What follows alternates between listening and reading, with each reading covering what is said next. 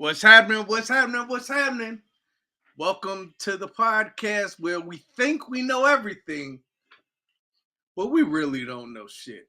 One of the first things, though, that we do know that we want to say today is happy heavenly birthday to undoubtedly the greatest football player ever. If you want to argue with me, I will fight you. I will fight you, or anybody that's on this all-star team will fight you.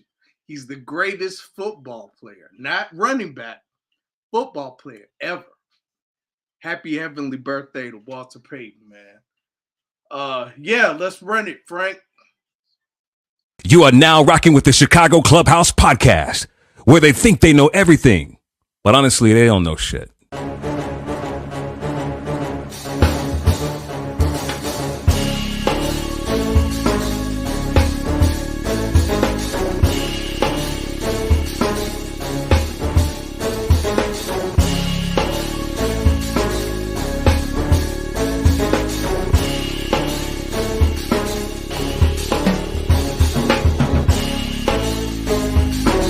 These summer league games and they tell you about these new up and coming coaches. I think we should get rid of every motherfucking owner in Chicago. Enzo and Caruso, both when they are on the court, are like your defensive generals. But they need to get that strong safety who's not scared to hit somebody.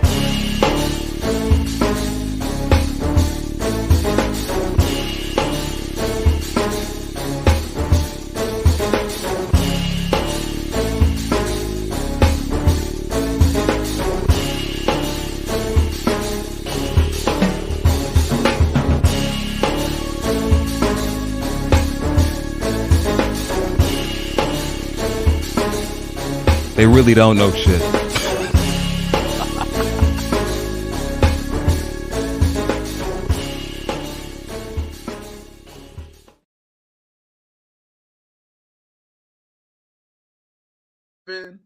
Or 46 days away from opening season. I can't wait. But yeah, that's gonna be great. A lot of question marks are gonna be erased. We're finally gonna see what we got. Although a lot of these experts are telling us, well, he's not gonna be good this year, and he might have to get traded. Yeah, whatever, dog. Whatever, man. So when the season comes, then all these Justin Fields haters, all these Kyler Gordon haters, you know what they could do? Sit and spin on that. That's what I got to say about that. But I was reading something the other day. It said quarterback is the hardest position to play. I could agree with that because you got a lot of grown men coming to take your motherfucking head off. So yeah, you have to keep your head on the swivel. So yeah, that's really a hard position to play. But special teams ain't no punk at all. When I was playing organized football, I had pads. They asked me to play special teams. I was like, hell no, I don't want to play special teams. Because you constantly have to keep your head on the swivel, and anybody can knock your ass out legally. Legally knock your ass out. You have to have a special kind of crazy to play special teams. So I say all that to say that, man, we have a great guest here tonight who has a lot of insight on the not only special teams, but playing linebacker and just his overall experience in the NFL. Is going to be a lot of fun.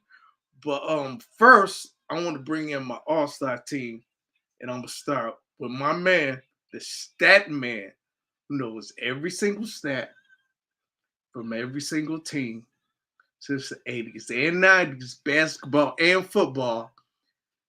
And I'm not joking, man. This dude knows every fucking thing in the world. My man, JB. T, what's happening, brother? What up with you, man?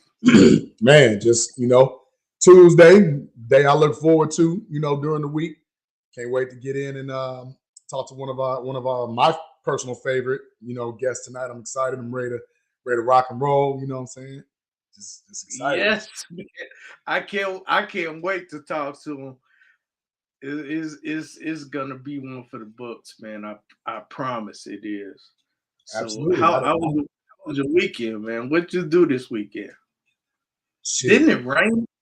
It did. Didn't it? Oh, the Beyonce concert was this weekend. I ain't do that. I forgot. I forgot to shout out a lot of my guys. Well, some of my guys that I was like, dog, you part of the Beehive? They were like, nah, man, my lady wants to go. I was like, nah, don't blame that on your lady. You part of the Beehive, dog. Hey, I don't judge. It's okay. Here's the question. Here's the pressing question. I know I'm gonna ruffle some feathers, but I really don't give a damn. Who's worse, Bron Hive or Beehive? Man, I think they just as bad, man. Both of them are just as bad, man. Terrible. All right, so the next part of the All-Star team, my man who just might have the foulest mouth in the whole city. He didn't get to do all that foul mouthing last week because we had an apostle on. An apostle didn't want to hear all that shit. But this week, we don't have the apostle on. So I'll bring in my man, Foul Mouth Z. Oh shit, I went in and I went out. What's going on, fellas? What's up, Foul Mouth? Man, nothing much. Eating. You happy today, man? Because you get to run off at the mouth today. You know what? My mouth has been kind of mild the last few weeks, man. Actually, probably the last couple months. I'm pretty sure Frank been able to sit up there and watch this shit while he's been at work. So, and JD probably also. But I'm gonna fucking change all that today. I can't watch it. Well, this Terrence ain't gonna just be ruined it for me with the first monologues. Yeah, well, but y'all gonna be fucked anyway, because I'm gonna sit up there and say what I gotta say today. I'm very excited about our guests that we got going on. Hey, don't sleep on Beyonce concert, because some of the finest women in the Chi and from other places was here this weekend. Shit, if you wanted to sit up there and come up on a chick, this was the weekend to do Your it. audio is terrible. Is it? Sound that bad? Yeah. Your audio is horrible. Sound like Beyonce singing? Oh wow. Is that better? Yeah, that's a little better, but better. We'll know more as the podcast goes on, I guess. Yeah. So let's bring in the last but not least part of the All-Star team. My man who has that hawk talk, and he might have a little hawk talk today. My man Frank the Tank. Okay, chug-a-lug. Chug-a-lug-lug. What's up, guys? You had a Revenge of the Nerds moment. Is that what it was? Yeah. Hey, I don't think they had Corona and Revenge of the Nerds, but no, unfortunately, there still ain't Moors out here. Sorry. I did hear good news on that front. They are getting one, so I'm excited. I will start drinking me some Moors. They're gonna get Moors where? Close to my work in Aurora, at a Whole Foods in Aurora. They did tell me that they are going to start carrying that within the next few weeks. So I am excited about that. So now you have Moors to go with your Kentucky Fried Chicken. They do have a Harold's Chicken in Aurora as well, so I can kill two birds with one stone. It isn't as good as the Harold's out in the city, but it is still way better than KFC. We'll say that. True. Hey, Frank, when it comes in, this one, woo. I'll probably get at least a 6-pack of all of them. Hey, they come in 4s. This is Ambrosia right here. We'll see which one they get first, because I'm sure they'll probably just get the main original first. Our guest tonight is probably gonna shame both of y'all for drinking them damn beers. Damn it! His shit is like bang, bang, bang. And my shit's like that's the kind of shit. That's the kind of six pack he has. But y'all like drinking beer out of a six pack. What that mean? I But got he a might not, 2-pack. because 4-pack. everything is within moderation. Moderation. But let's bring him in, man. He like I said, special kind of crazy. Maybe he has one. We'll ask him. But we'll ask him a lot of things. Bring him in. Brendon Ayanbedejo. Yo, what up, fellas? Welcome, sir. Welcome. Yeah, What's up? What's happening? What's happening? Man, I'm chilling. It's a nice sunny day in California, so Oh, you had to say. It's a hot, humid day here in Chicago. But there ain't no snow. but the sun just started showing in coastal California maybe 2 weeks ago. So we hadn't even seen summer until 2 weeks. So yeah. Really? Oh, really? It's brutal.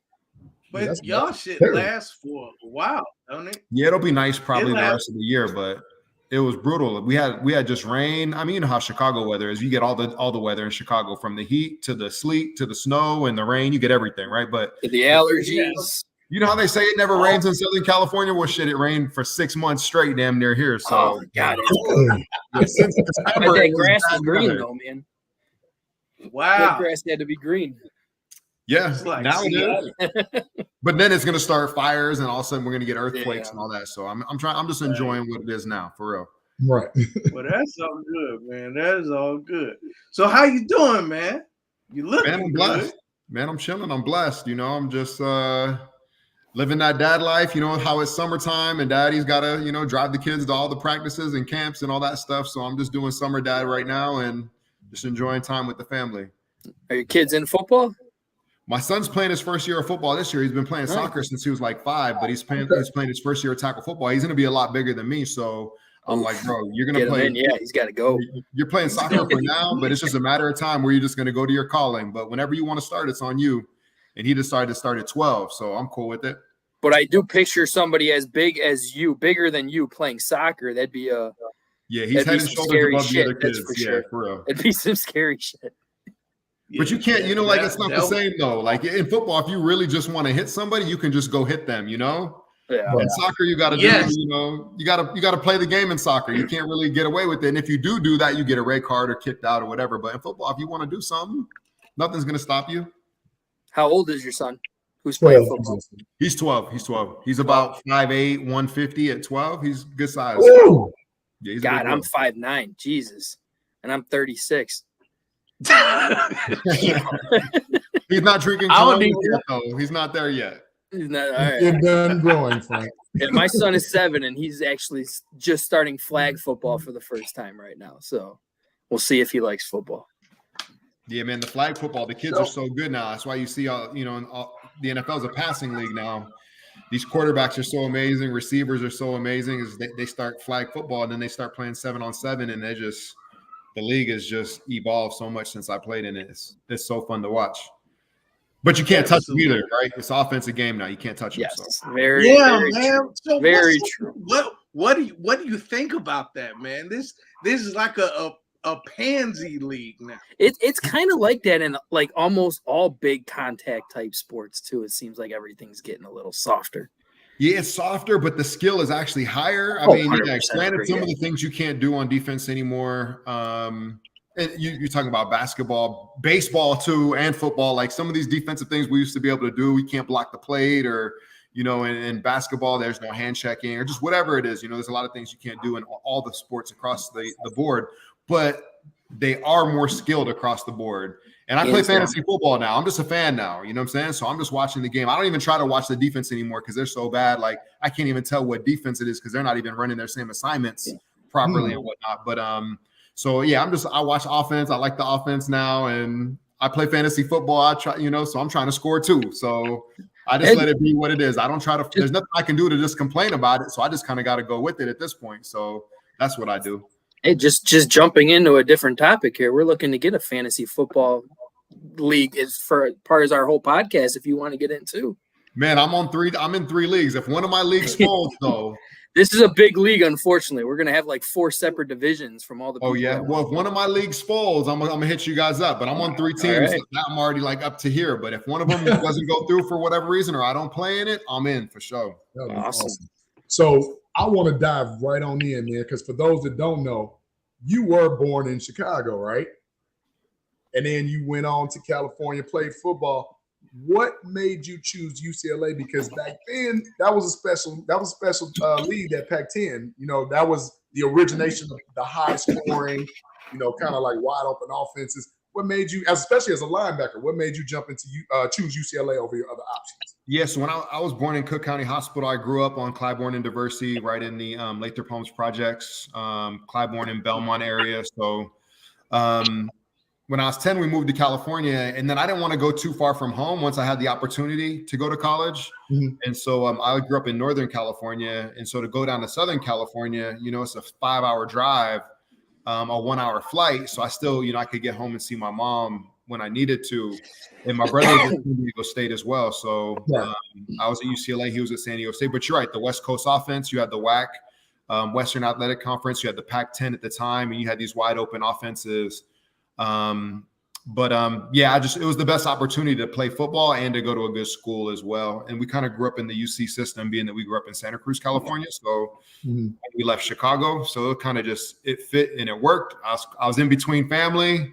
And but yeah, I had an offer to go to Purdue. That was the only Midwestern school I could have went to.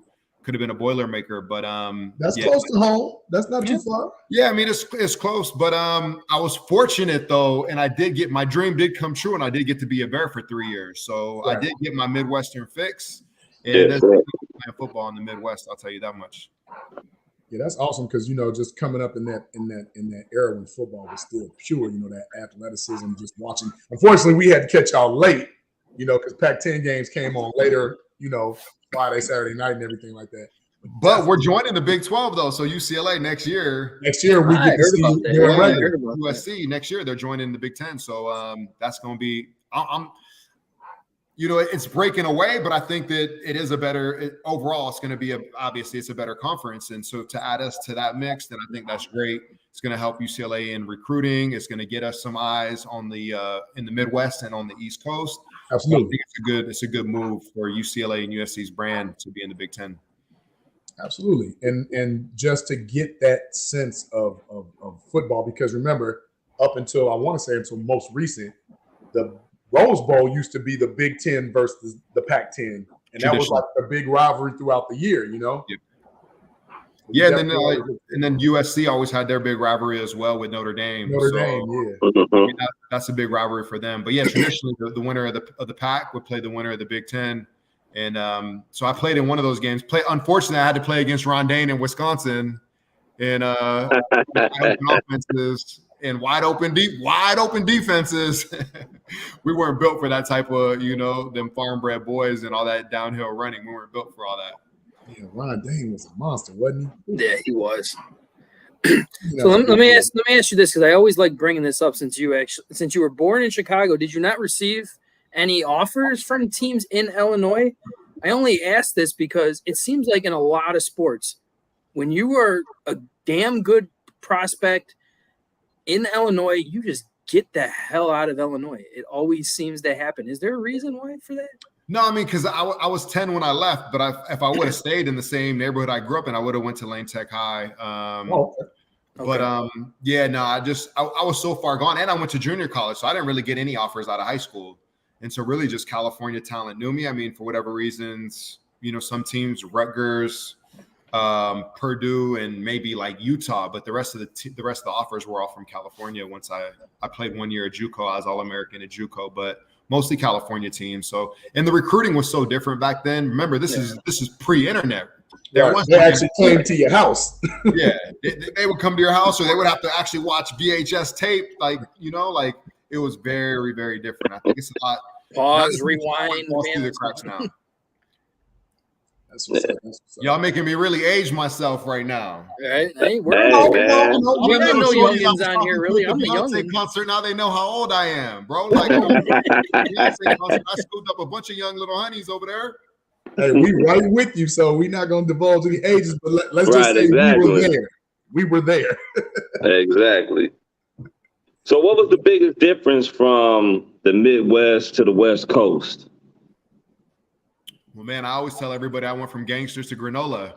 I grew up in the hood of Chicago, so to go to the beach in California, that was some whole other stuff. And like kids would talk crazy, like you can talk crazy in Chicago in the streets, like that means let's fight, you know. So I literally grew up in the projects, you know what I'm saying? To go to California and be on the beach, it was a huge difference. But then you know, growing up with everybody and like a mixed hodgepodge of people, like, you know, I could be Puerto Rican, I could be Dominican, whatever in Chicago, right?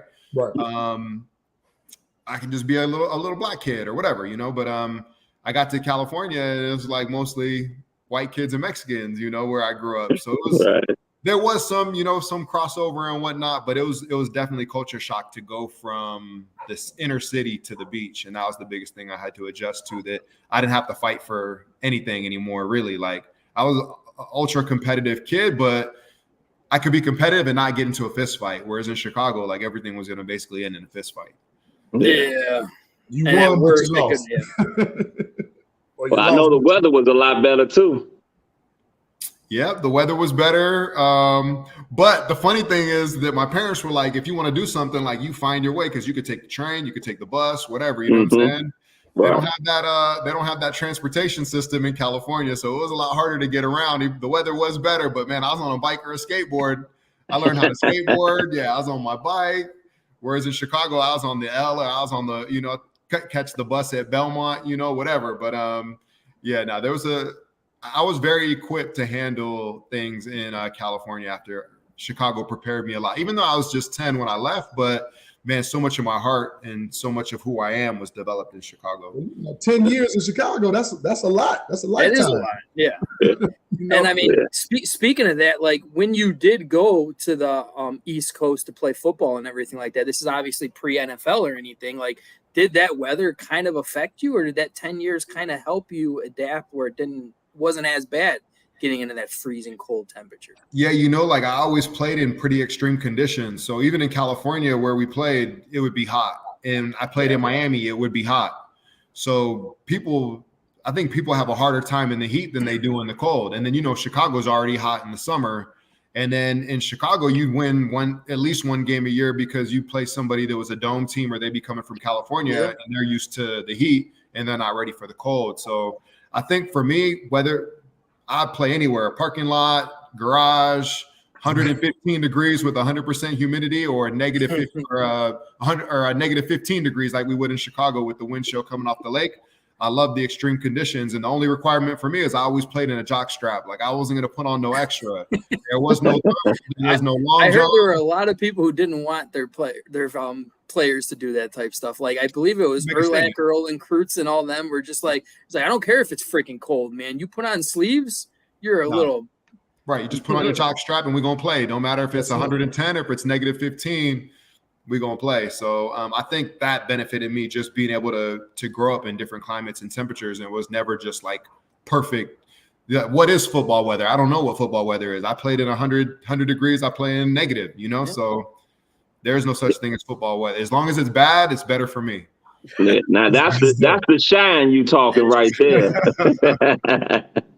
We don't care. We born different over here. The weather does not matter. So earlier, I was talking about special teams, and you know they call it. Of course, you know they call it the suicide team. You got to keep your head on the swivel at all times, and it's legal to beat somebody's ass on special teams. And I said you have to have a special kind of crazy. Do you agree with that? I mean, yeah, but you know, for me, like I'm always hunting, you know what I'm saying? I'm hunting somebody, whether I'm blocking, and I consider myself the best special teams blocker in history. You could ask Devin Hester, but or if I'm out there, facts. Or if I'm out there, I agree 100%. I consider myself the best tackler ever in special teams in the NFL in history, out of anybody who's ever played the game. Best blocker, I agree, and best tackler. So I'm always hunting somebody, so I'm too busy hunting to worry about what everybody else is doing, and they're hunting me, but like I'm hunting you. So I don't have time to think about like, oh, what's crazy, who's coming, what's happening. Like I got my own agenda out there. So with Dave Tobe as my special teams coach, he's like, go out there and do whatever it is you want to do, however you want to get it done, because they just knew I was going to get it done. So at the end of the day, if I'm on the field and it's special teams, they're playing 10 on 10. There's not 11 on 11 unless they have 2 on me, which then my team is playing, somebody. My team is playing with 1 extra player, you know what I'm saying? So, and that happened a lot of times too. But yeah, I was too out there. I was too busy trying to hunt I was looking for my meal. I was out there predator style, You knew how to hunt though, man. You weren't worried about everybody else. You was just it's crazy how you brought up the Devin Hester thing too, because I said that from the get-go. When we lost you, Devin Hester was not the same. He was still dominant, but he was not the same. You were a huge piece of his success, and I believe he has said that numerous times too. Yeah, Devin's a special guy, but I think my resume, whether it was Devin, which he's the greatest returner I played with, but I played in 2 Super Bowls, and we've had 2 touchdown returns on the teams that I played on, with Jacoby Jones taking one to the house. So in Baltimore, yep. Yeah, so I think I don't know. I've never seen a stat, or I don't know, what the statistics would be as far as me on the field and touchdowns scored while I'm on the field on special teams, but I venture to say that the numbers are pretty high. So, but yeah, it was a special combination with Devin, and some of probably the most fun football I ever played was with Devin Hester for sure, and playing in my city. Absolutely great, and we love to have you. Let's talk a little bit about your journey, because we didn't get you at first. You had to go to Miami. A lot of people don't know that, and I know you had you didn't latch on right after college. You got on a little later. So talk about that journey a little bit, because you went from one West Coast, California, now you went to Miami, Florida. It's different but the same. You know what I'm saying? Speak about that. Yeah, well, I mean, oddly enough, my second year out of college, I was with the Bears, and Keith Armstrong was the special teams coach. And he eventually ended up in Miami, and in Miami and Chicago had this weird relationship, and maybe they still do, but they did at the time, with Adwale going over there and some of their staff and personnel, in the office personnel going to Miami and Chicago. So they had some type of relationship where they would not only, exchange players, but they would exchange staff and whatnot. So I was actually a Bear my second year coming out. It was Urlacher's first year, and I got cut. So I ended up going to Canada that year. And I got cut by 3 NFL teams. So I was actually with the Bears twice and the Ravens twice, and they both cut me my first couple years in the league trying to make it to a team. And then the Falcons cut me as well. But anyways, I was just one of those guys where I was a journeyman. I didn't make it my first. Sometimes it's timing. Sometimes, it could have been me. Sometimes it's opportunity. But for whatever reasons, I got cut by 3 teams before I went on a 10-year run and 3 Pro Bowls and 2 Super Bowls. But I wouldn't change the journey, because it is what it is. I ended up playing 13 pro seasons. But, I often think like, man, my path could have been very different. Better, perhaps, maybe, but it also could have been worse. It could have turned out where I didn't ever make it at all. Yeah. Absolutely. And thank you for that, BA, because they ain't one of those teams for not taking the chance on you. No, the Bears knew what they had. They just, that's why they kept bringing BA back, because they was like, no, we got something here. We just, for whatever reason, sometimes it don't have nothing to do with you. It has to do with upstairs, politics, management. It's a gambit of things that can go wrong. But one thing is for sure, 2 things for certain. Being a fan and watching you on that field, you brought it every single play. I even remember, like, literally, like, where's BA? Like, okay, we're watching special teams because we want to watch you go hunt. We want you to get down there and crack somebody up. He shouldn't have took that out the end zone, dummy. Like, we definitely was on that. Yeah, and it sucks for the guys now, because a lot of that is taken out of the game, right? So they move the ball up 5 yards, they're kicking out of the back of the end zone. They change the way that you could the wedge, right? No more wedge. It was kind of like because of you and Devin Hester type was the reason why they changed this. Yeah, and then guys can't get a full flying start. They got to start 5 yards from the ball now, which is wild, because I would get like a 15-yard head start, because then I'd be full speed when I hit the line. But yeah, so they changed it both on the return team and on the coverage team, and they moved the ball forward. So it's definitely not the same. No. So I wanted to ask you about that, because the punt one I kind of saw why, but the wedge just dissipating the wedge, like, what was that really about? Because you would think the wedge would actually have the reverse effect and would stop people from getting like obliterated like that, because as a kick returner, you're taught to follow the wedge wherever the wedge went. So speak about that a little bit. So I think with the wedges, guys would band up. So, they say like if your fist is tight, you could punch somebody harder. So the wedge, they would actually band up and they would lock arms. Right. And so I think, from whatever studies they saw, these guys would lock arms. Now all of a sudden you have this big cascading effect versus one-on-one. So they saw less injuries when it was one-on-one instead of guys flying full speed and hitting the wedge. And like you said, you're taught to follow the wedge, but you're also taught to go and break the wedge as well. So right, it was wedge busters coming down. Yeah, wedge busters, yeah. So I think it was a good move to disassemble the wedge, but I don't think the wedge affected the game as much as where they put the where they placed the ball and where they placed the ball as well. But in the wedge, it was usually offensive linemen too. So you got offensive linemen. Yeah. They would lock arms with somebody. Now you got 600 pounds coming at you. I played at 230. I never really cared to have 600 pounds coming at me. So I would pick one of them and I try to hit it as hard as I could. But yeah. You hit them hard. Absolutely. Hey, that's for damn sure you hit them hard. 3 times. Hey, look, seriously, it's hard to make one Pro Bowl, period, no matter what side of the ball. BA, you made 3. 2 of them with us. Thank you kindly. We appreciate it, But just like speak about how like instrumental that is, because some people, and I'm not trying to say anything about anybody that doesn't know football, the intricacies, but it's 3 phases of football: offense, defense, and special teams. Some people don't realize how important special teams is, because some teams have won because of special teams. Us, defense and special teams, right? Yeah, when we went to a Super Bowl with that. Yeah, the way that it usually goes is that if you have a good defensive team, then you're going to have a good special teams. Mm-hmm. If you're just an offensive-minded team, then the defense might be a little bit weak, and then your special teams are probably going to be pretty weak. So when you put an emphasis on defense, you're automatically locking up 2 of the 3 phases of the game, basically. So for me, it was always important to just be the best at my craft. And if anybody asked me if I had any regrets, which I don't, but I did think I left a little bit of meat on the bone, and that I was so good at special teams that they didn't want to put me on defense. So Lovey's like, man, you're like our 13th starter. He came up to me one day in practice and said that. He's like, you're like our 13th starter. Like, we just want to keep you on special teams. I'm like, well, I really want to play defense. So ultimately, when I went to Chicago, when I went to Baltimore. No, I'm about to say, I know I saw you playing linebacker. I started. Sometimes I was AFC Defensive Player of the Week, or I play like mostly in nickel packages. The game was changing as well as I started to play more linebacker as well. It started to become more of a passing league. I'm a 230-pound linebacker. So I think it was a little bit of both. But didn't you get Super Bowl year when that was the Ravens defense that just killed everything? Didn't you get a pick? Like, yeah, he had like a 40-yard return on that pick. I remember. I had some interceptions and stuff like that, but I didn't. That year, I played a lot of defense because Ray got hurt and he was on IR, and then he came back.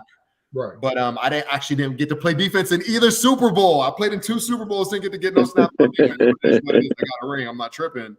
But like I said, I wouldn't change anything. But I definitely feel like I left a little bit of meat on the bone. I definitely could have played some defense, and I think I was a little bit ahead of my time. Absolutely. There's so many light linebackers. There's so many great linebackers that play the game like I play now.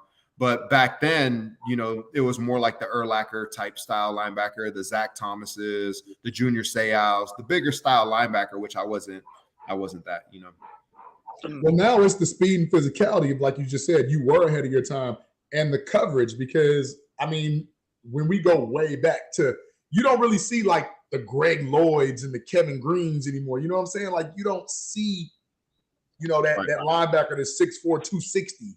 Right. 6'4", 260, you probably an edge rusher now. Sure. So definitely you're ahead of your time. But just like to have that position, in my opinion, BA, when you were playing with those 2, because both of the teams that you were on were basically defensive dominant, right?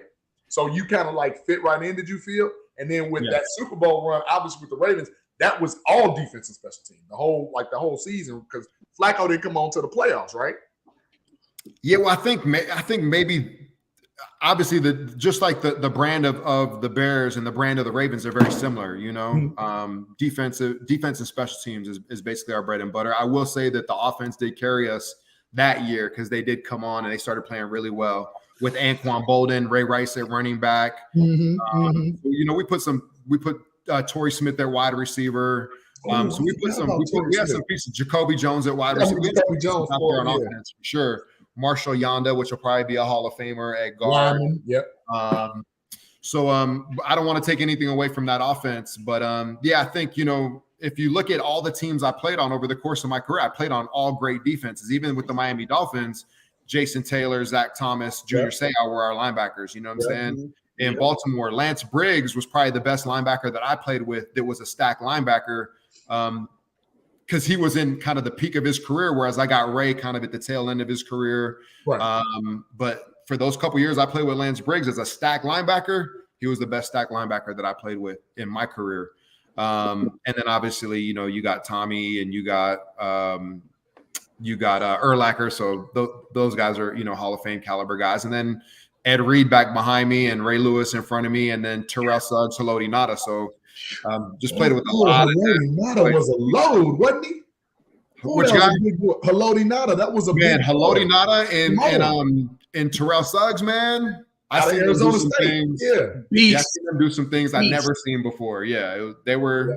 You felt very good wearing black and purple, but hey, in that orange and that blue, that navy blue and orange, though, you felt good going on the field too with those guys. We had Tank, you know, you had Greeny, you had Brownie, you had Peanut. Like we had some nasty boys. Yeah. You got Asher at corner. Like, come on now, we had some. Nate was a problem. Nate was a problem, and like you said, Brown and Green. Like, what are we talking about here? Like, defense stacked up against some of the all-time, right? Yeah, all-time. And then, so tell me, talk about Dave Tobe just a little bit, because you had said Dave Tobe and Lovey, that had mentioned you as like the 13th starter, but that just goes to the testament of how important your position was. Yeah, I mean, Dave Tobe was. I mean, look what he's doing. He's winning Super Bowls now. You know what I'm saying? He's got several Super Bowls in his pocket right now. KC had to have him. Yeah. They had. I mean, he's such a different coach, in that he could just talk to you. You know, I never, like, the first coach that ever really just talked to me and didn't have any hierarchy or anything like that. He really saw me as an instrumental piece of our scheme, and like, oh, Brendon, you're a cerebral player. Like, what do you think about these schemes? And started trying to get intel from me in terms of what I thought we could do on the field and execute it on a Sunday. It really made me feel like I was more than just a player on the field. It was really the start of me being like a player coach. And eventually his mentor, though, ended up being Coach Harbaugh. And so that's the reason why I was the first player that Coach Harbaugh ever signed in Baltimore. When he became the head coach, he came from Philly. So because he was the special teams coach and became the head coach, right? He was the first one, right? Yep. And so they had a special relationship. So Harbaugh's like, I'm going to go get Brendon. If you guys can't sign him, he's like, that's the first player I'm going to sign. So I was the first piece that he brought over to Baltimore. But it was all because of Dave Tobe. So I still, you know, to this day, I still have a good relationship with Coach Tobe. I still text him and be like, man, you getting them rings or whatever it is, you know? So that's great to see. But yeah, he was the first coach that really like put me on, and he's like, man, you're a special player, a special talent. And I want to be able to use what you have beyond just on the field. I want to be able to implement it, you know, when we're in the classroom as well. Yeah. Dave Tobe was definitely one of the greatest Chicago Bear coaches ever. And he wasn't even a head coach. He was a guy that I think a lot of fans actually wanted to become a head coach, and wanted him at one particular point in time to coach the Chicago Bears. Yeah. And I don't know, for whatever reasons, you know, he's the guy, he gets a lot of interviews and whatnot, but they don't put him in that position. And I can't really understand why. They did it with Harbaugh. They've done it with other coaches that had a special teams background, not as often as offense or defense. So you don't see it as often. That's very true. That's just the way it is on special teams. You know, the same with me in my career. It's like, oh, Brendon, just stick to special teams. I had offers when I left Chicago. They're like, Brendon, you could come and you could do what the kickers and the punters do. You could show up, do special teams, and then the rest of practice, you can chill in the locker room, play video games, hang out, or do whatever you want to do. I'm like, nah, man. That ain't what you wanted to do. Right. Wait, but see, again, you're a specialist at that point. But just for them to offer that, I love that about you. You wanted that grit. Like, no, thank you, but I need to get on the field. Chicago in right there. Man, that's just that love. He wanted to mix it up, man. He wanted to sit down. Honestly, there's nothing more fun than being on the field and playing defense. Yeah. There's nothing more fun in any sport. I lettered in high school in 5 sports. You know, I still continue to play sports and I'm very active. the most fun I had doing anything is just sitting on that field with your boys and playing defense. There's nothing like it. I mean, unless Hester's behind you running and scoring a touchdown, but as often as it happened, it wasn't often enough. But you can do all that same stuff on defense, as you know. In Chicago, we won games, especially the game Arizona against Chicago. game. Oh man, classic. I remember that Arizona game when you're big ass block in the center of the field. My brother was on Arizona at that. Yeah, your brother. I remember that. Yeah, I remember that. He was like a fullback, wasn't he? That was one of the most fun games I ever played in. We did it all on defense. You know what I'm saying? Yeah, he was the fullback on Arizona, right? Yeah, he started fullback. Yeah. He came to the Bears for a second. Yeah, he was there for a second. R.I.P. Coach Denny Green as well. R.I.P. Denny Green. Yeah. My brother. He was with the team for a short amount of time. He didn't make the 53-man roster, but he was there for a short while. Yeah. So tell me, so how did it feel? Like, what is your emotions when it comes down to playing in the big game for the Super Bowl? Like, how do you feel leading up to it? How was it? I hate to bring up the sore point when you lost. Like, what was your feelings when you guys lost, and how was it when you guys actually sat up there and realized that you guys were going, and when you were actually there down there in Miami? Was there a lot of partying, or was just focusing on the Super Bowl? Because y'all was in Miami, South Beach. The first one, at the time, I lived in Miami because I was traded from Miami, right? When I became a Bear, so I still had my home in Miami and whatnot. So if I could have done that over, I would have spent more time with the team. I would have went to the after party. That was a game that we lost, and then we had an after party. Every team has the winner and loser has an after party. I would have went to the after party. Like, I would have, hey Pookie, turn that down. I would have enjoyed the moments more. Sorry, my 3-year-old's on her iPad. I would have enjoyed. I would have enjoyed the moments more with my teammates because those teams break up and sometimes you don't see those guys ever again. You know what I'm saying? So I just would have enjoyed the moments more. I did a lot more stuff with my family instead of doing stuff with my teammates. If I could have did it over, I would have did more things with my teammates. But what I did do for the second Super Bowl is I did all those events and all those things with my teammates. And fortunately we won the game, but it meant a lot more in the second one because I'm like, man, this is going to be my last opportunity. In fact, this will probably be the last game I ever play in, which it was. So just being on the practice field, like remembering just being in practice and taking selfies and bringing my phone around with me and, just really capturing the moments because you just never know. I knew I wasn't going to get the opportunity ever again. So I wish we would have won that first one. I would have been a damn legend in Chicago. We could have got that first one. Then you still got all these guys running around there, the legends. We would have had the keys to the city. We're still waiting for that too. Man, trust me, we still waiting to get back there. Yeah, we got a squad that we put together. So I mean, it's close. It's gonna be as close as we're gonna be for now. Since we're kind of talking about that, one thing I wanted to bring up too was because we did ask another player who was on your team this question too. Why didn't we give the ball to Thomas Jones more into that Super Bowl? Why? Well, I'll tell you what. Being that the defenses played the exact same defense, the Colts ran the same defense as us. And all the calls and all that stunts and all the things we do, like those defenses are designed to stop the run.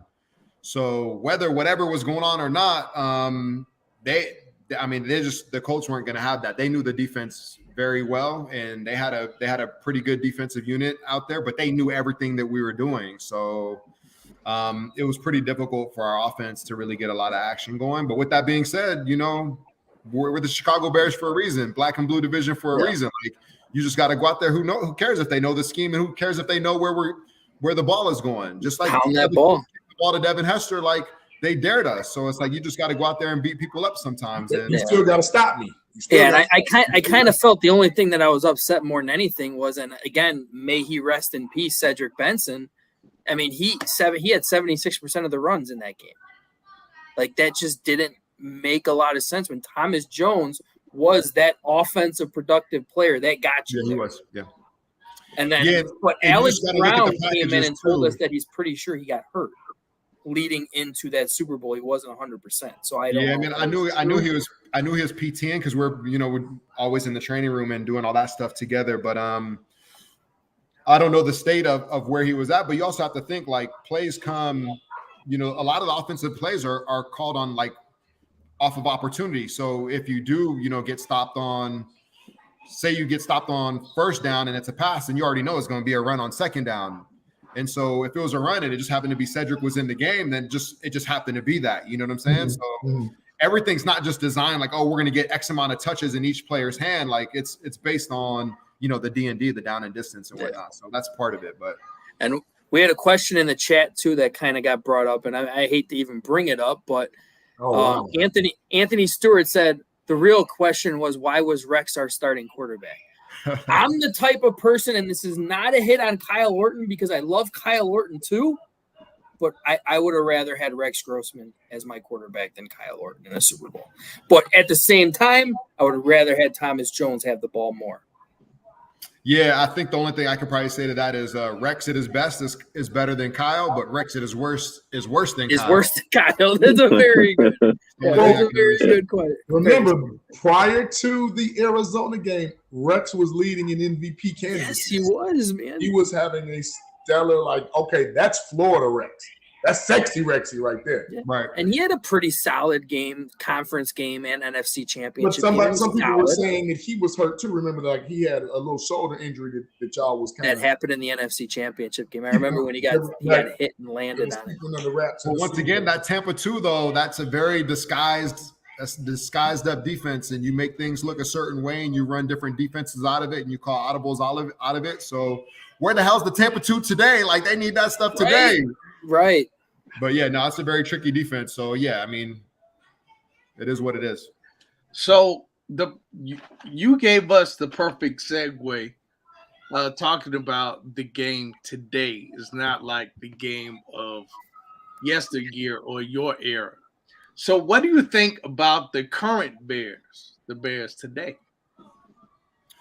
Well, I mean, I think they're an exciting football team. Obviously, you got one of the best quarterbacks in the league. You have one of the best quarterbacks in NFL history leaving the division as well. So it's like we got a lot of opportunity right now.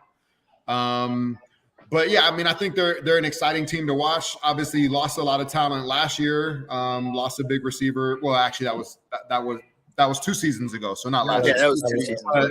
Yeah. I think you need to keep some of that talent, even Roquan. But with that being said, I mean, everything revolves around the quarterback position now. So even if you don't have these great pieces around you, you have such a stellar talent in Fields, as long as he stays healthy. But I think they're going to be an exciting team. You got some good running backs as well. So you got a nice little pair of running backs. But I'm excited to watch the Bears and see what they do. And it's interesting you brought up the Roquan Smith thing, because I know we always, when that happened, we were going crazy on this thing. Some people agreed with it. Some people didn't. It was kind of going back and forth. But where the Bears were at that time, a $20 million middle linebacker is not going to help you get to a playoffs from where we were at that time. So now you look where we're at now. We have $26 million put into 3 linebackers. And all 3 are damn good linebackers. So I don't think it was the wrong move at all. Like, do you think because Roquan went to Baltimore and he had a Pro Bowl season. Congratulations. Got paid. So happy for him. So happy for him. But I just was not all for it at that time. Yeah, I think I don't have opinion one way or the other, but I will say that with a pretty good Bears defense, when you had Urlacher and you had Briggs, and then the other linebackers were all plug-in linebackers, whether I was in, you had Hunter Hillenmeyer or whatever. So I don't know if you get more of a value add when you have, 3 guys that are just good, or do you want 2 guys that are great and 1 guy that's a plug-in? So, I mean, I think anything just food for thought. Like, you're giving us your opinion on how you think it's going to be better this way. I'm giving you food for thought where maybe if you have 2 great linebackers and then 1 that's plug and play, maybe that'll be better. But I mean, I think more than anything, anyone can have an opinion. Let's see what they do, and hopefully, obviously, we want the Bears to win ball games. So I'm not mad at who they got, because they got 2 linebackers in Tremaine Edmonds and TJ Edwards who were tops at their positions, both in tackles and coverage, right? Right. But then you go back to old Bear success when you had Urlacher before Briggs, right? You had Urlacher, Ward Coleman, Rosie Colvin. That was more of that. So when you get that generational talent, of which I do feel Roquan was, because clearly Baltimore felt, as you well know about Baltimore, He was worth the $20 million, and we need that guy. Absolutely. He was also a guy that did something that only Ray Lewis has done. Like, that tells you right there that, yes, he's impactful. Yes, he's a great linebacker. And I'm sorry, he is a difference maker. Otherwise, why would we be talking about him so much, good or bad? But the problem that I have now moving forward is not so much the player and personnel that we have. Do we have the right coaches to make this defense be what it is? Question. Can this defense be special under Alan Williams and Matt Eberflus? On paper, maybe, but our front four is still lacking. Still lacking. Our front four is still I'm still calculating about 20 sacks again. Like, what are we talking about? Well, yeah, quiet. It really does. It makes nothing I can really say. I mean, you don't want to lose your talent. Like, your top, when you have guys there's certain guys that need to stay in your club for the entirety of their career. Urlacher, Ray Lewis. But we think, Roquan was potentially that type of level of a player, So, yeah, I don't like it when I want guys to get their bread and get their money, but also, I was the guy that Chicago wasn't willing to pay me. I'm a hometown guy, and they weren't willing to pay me. So I would have stayed in Chicago the rest of my career and happily would have stayed there. That leads me to this. Do you think that the Chicago Bears are a cheap organization? Because a lot of fans think that. It's a great question. You know what I'm saying?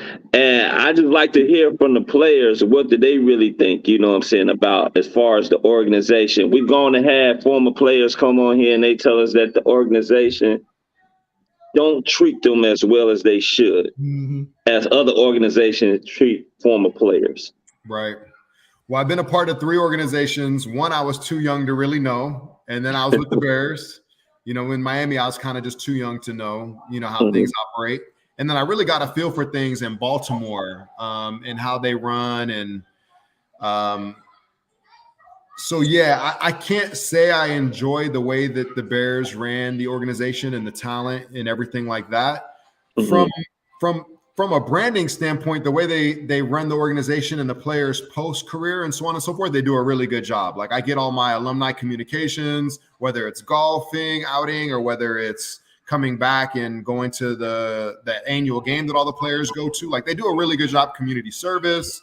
But in terms of just the business, take everything else aside, I don't appreciate the way I was treated as a Bear. And I know a lot of guys have the same sentiment as me as well. But yeah, so I would say it wasn't too great from that standpoint for me personally. So yeah. Yeah, that's pretty much what we get from everybody else. It is. They always say it wasn't bad, but it could have been a lot better. That's what we always get from everyone. But BA just told you he wanted to stay here. Yeah. Coming off of 2 Pro Bowls, hey man, you got to show me a little bit more bread. Man, Virginia wasn't talking about all that, man. Wasn't even. I don't know if that was really. I mean, and BA can answer that for us. Was that really Virginia, or was that all the front office below Virginia? Because I think Virginia was there for her name. Yeah. No, it was all below. I mean, she's all DNA and lineage. You know what I'm saying? So that's all she is. Yeah, I mean, that's special. Obviously, her dad and all the lineage and all the DNA goes through that. So that's special. You still want that. You know what I'm saying? But it's just the way that everybody else ran it. I mean, whether the McCaskies are doing the hiring and whatnot, could they hire better? And could things be beyond transactional? We've been saying that for fucking decades. They hire better. Everything was transactional, but we're building these relationships. And for me, being a Chicago Bear wasn't a transaction for me. I didn't choose to be a Bear. I would have if I could have. But then once I was there, you were traded. Yeah, I was traded. Right, I was traded to the Bears. But then once I was there, I'm like, man, I'm home. Let's stay. Let's make this run. Let's make it do what it do. You know what I'm saying? So it became a transactional thing when I had an emotional connection to the team. I didn't want to go anywhere. But so yeah, it becomes very transactional at a point. And guys are, sometimes you gotta do more than just make transactions. If you want to build, obviously we haven't been back to a Super Bowl and we haven't won a Super Bowl. We won 86 for a special reason. There's special guys that we still bring up, the Ron Riveras and Mongos and all these different names of the special guys that muster and guys that played on this team and Sweetness and so on and so forth. We bring up these special guys' names for a reason.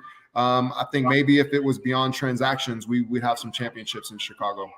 Yeah, definitely. Well, we finally got rid of Ted Phillips. Thank God. Thank God. He was the real culprit. He was the real culprit. I mean, he partially was a culprit, but you look at different GMs that move without. Who's been successful. He was just right. And that's on the business mode, because can't nobody say the Bears didn't make money. Now they may not have been spending what we as fans outside looking in, or even as players, thought they should have. But bottom line, they ain't in the red. They making plenty of money. But when you look at certain things, the bottom line is you look at certain organizations and you look at the names and the talents that those teams acquire, and they're constantly in the mix.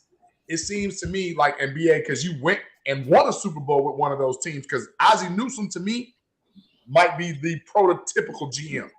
Like, he's the prototypical GM, and Mike Tomlin's the prototypical coach. Andy Reid is the offensive savant. Like, you get a mix of those three some kind of way, you got the right recipe for success. Yeah. You know what I'm saying? But like something with us, it's like we get like that 1 year out of 4 where we're more than formidable, and then it's just kind of like we can't sustain it. Yeah. Yeah, I mean, everything has an expiration date, so you got to be on time with everything. But I think, it's also ours is like milk. Shoot, 2 weeks. Right? It's a quick window. But yeah, I mean, you got to get the pieces, but you got to draft. So you have to have some homegrown talent, and then you got to go get some pieces. I think Ozzie with the Ravens, they did a good job of drafting, and then they would go get some veterans at a discount, which you can see they just got OBJ. You know what I'm saying? Yeah. Right. So we got Anquan Boldin when I was playing. And Anquan Boldin was coming off a Super Bowl, matter of fact, with Larry Fitzgerald, wasn't he? Yeah, I mean Anquan's probably the best receiver I played with. But then they also got some really good pieces. And they drafted, like, Ray Rice was nice. Out of Boston College, right? And so I think they did a good job of getting the veterans at a discount, which you're saving money. And then they also would draft pretty well. So yeah, I think there's just something a little bit missing with Chicago in terms of what's going on with It's always been missing. And the crazy part about it, BA, it's not just with football. It's with fucking basketball. It's with baseball. Sometimes with hockey. It's something about Chicago and the people that they have up top. They have no fucking clue about what the fuck they doing or being able to scout, and no talent when they see it. Yeah, well, I mean, think about the coach. Like, when you think about championship teams in Chicago, Phil Jackson and Ditka, like, the coaches are special. You know what I'm saying? Like, even Lovey, like, you think of Lovey's special. Lovey's special. Lovey was special before what he just did in the last game of the season this past year and getting us that #1 pick. He was a god before that, and then he goes and does shit like that. He needs a statue just because of that now. Yeah, okay. That's Terrence that's T Nick's older brother right there. Lovey is. But I like, when you think of some of these great Chicago teams, you got some real special coaches too that come. What do you think, BA? Did you see it? Yeah, I see it. That's what I'm saying, man. He doesn't believe it, but you got it, T. You got it. Go just grow that beard out, dog. Grow it out. Oh man, I can't do it. There has not been one player who said that you did not look like him. BA, I'm gonna go back to something you said. Next topic. When you gave props to the special teams coach, because a lot of people don't realize special teams deals with offensive and defensive players. Last time you had a special teams coach, you won a Super Bowl. Dave Tobe, special team coach, he gets on it with the team, they win a Super Bowl. Mike Dicker was a special teams coach with the Cowboys. We get him, we win a Super Bowl. It must be some mix or some recipe within that we need to just dive into a little bit more. Do you think we have that now with the Bears special teams coach? Honestly, I don't know the roster, and I don't know the coach good enough to even say. But yeah, I think if you have a really good defense, and you just have to have the right people in position on special teams. You just have to have the right coach. You don't have to have the special coach. You just have the right piece that's going to dedicate and commit to special teams. Then you're already knocking out two of the 3 phases in the game. So it all starts with having a great defense. I don't think we gave up any kick or punt returns, but we had a problem with muffed punts and kicks. That's disturbing to me, But as far as like moving forward with that, because all four of our key people, meaning the offensive coordinator, defensive coordinator, head coach, special teams coach, all of them are like new or this their second opportunity. And what is there to be said from your perspective about veteran leadership in the coaching ranks? What do you feel about that? Do you feel that's necessary, or can you win with a fresh guy off the street? Well, I think the advantage that a fresh guy has is that nobody knows their schemes, and they don't know, a lot of it is schemes. They don't know he's coming. Like they can't see what he's doing. They don't know how he moves. You know what I'm saying? Okay. So what teams usually do is if they don't have anything on that team, they'll just look at the coach's old film and they'll study the coach's old film wherever they were before. Okay. Wherever they were. So like you said, you said some of them are on, are on second, contracts and whatnot, and some of them are new. But if there's not a lot of data out there on how they do things, then you can't get an early advantage if but I think the best coach is the next coach. You know what I'm saying? Like all of a sudden McVay is the best coach. That's nice I like that. You know what I'm saying? So I don't know, is Wembayama or whatever his name that's in the NBA, is he going to be the next best guy? Like there's always somebody up that's going to be the next best. Going to be. That's right. Are any of those coaches that you named, are any of them going to be the next best coach? Are any of them going to be the next best head coach in the league or whatever it is? I don't know the coaching staff well enough to say so, but let me. Well, like you said, you can't know them because they're new. They're too new to know. But somebody new is going to be the next Hall of Fame class or the next best, So I'm saying like they could be. I don't know. Yeah, and I mean, since you brought up coaching and the next best coach, and I want to bring this up because I was not a huge fan of this signing, unlike somebody like JB over there who gave up on him I think it was week 2 maybe of the NFL season. But our offensive coordinator, all right, was Aaron Rodgers' as quarterback coach. He's never called plays, never did this, never did that. The offensive coordinator for Aaron Rodgers became the head coach, failed miserably, didn't even make it through the full season, was fired. Is it safe to say that you should not be taking coaches because Aaron Rodgers is Aaron Rodgers? You're there. You're like a breadwinner when Aaron Rodgers is there because it doesn't matter what you do. Aaron Rodgers is going to tell you how to coach. And now that guy is our offensive coordinator. Again, I'm not giving up on him because this was his first season calling plays. We did have the best running attack in the NFL. As much as I don't want to see my quarterback running for, what did he finish with, 1,200 yards? I don't want to see that. Don't want to see that ever again. But, I mean, he did give us a top – when was the last time we can say we had a top 10 offense in the NFL? Yeah. It wasn't all due to running. Don't get me wrong on that one. It was all due to running and Justin Fields because Justin Fields was our offense. Justin Fields was our defense. Justin Fields was our special teams. We had nothing else other than Justin Fields last year. Yeah, but if you haven't noticed, Bam, right now, I mean, how often even Patrick Mahomes is a really good running quarterback? He doesn't have to. And we want that in our arsenal. Don't get me wrong. Always want that in our arsenal. We just want to run them in the ground, but yes, we want. JB always says this, and I love this comparison. I don't want him to be the next Cam Newton. I don't want him to be Cam Newton. I don't, because Cam Newton could go back if he can go back in time and say, "Stop running me so much." I'm sure he would. It's always perfectly fine to have that in your arsenal. I love having a running quarterback in your arsenal because and you on defense could probably say this too. It's like, how do you game plan for somebody who can run a 4.3 and can throw for 4,000 yards if he wants to, if you give him the opportunity? We didn't really have to worry about that. The thing we had to worry about the most was Michael Vick, and he couldn't play in the cold anyway. So he played in the cold.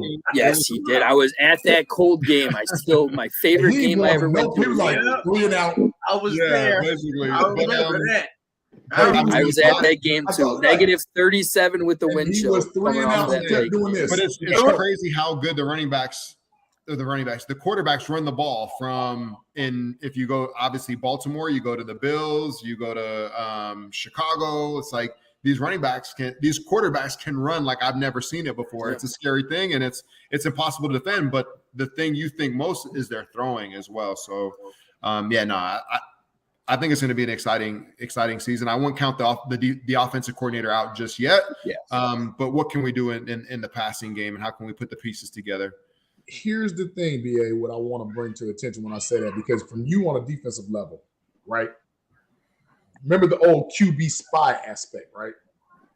Right. They're watching Justin now. They know, hey, somebody got to stay home and watch this dude run. But Luke Getsy's offense is more of that 65-35 power run game. That plays right into the hands of a formidable defense, does it not? Yeah,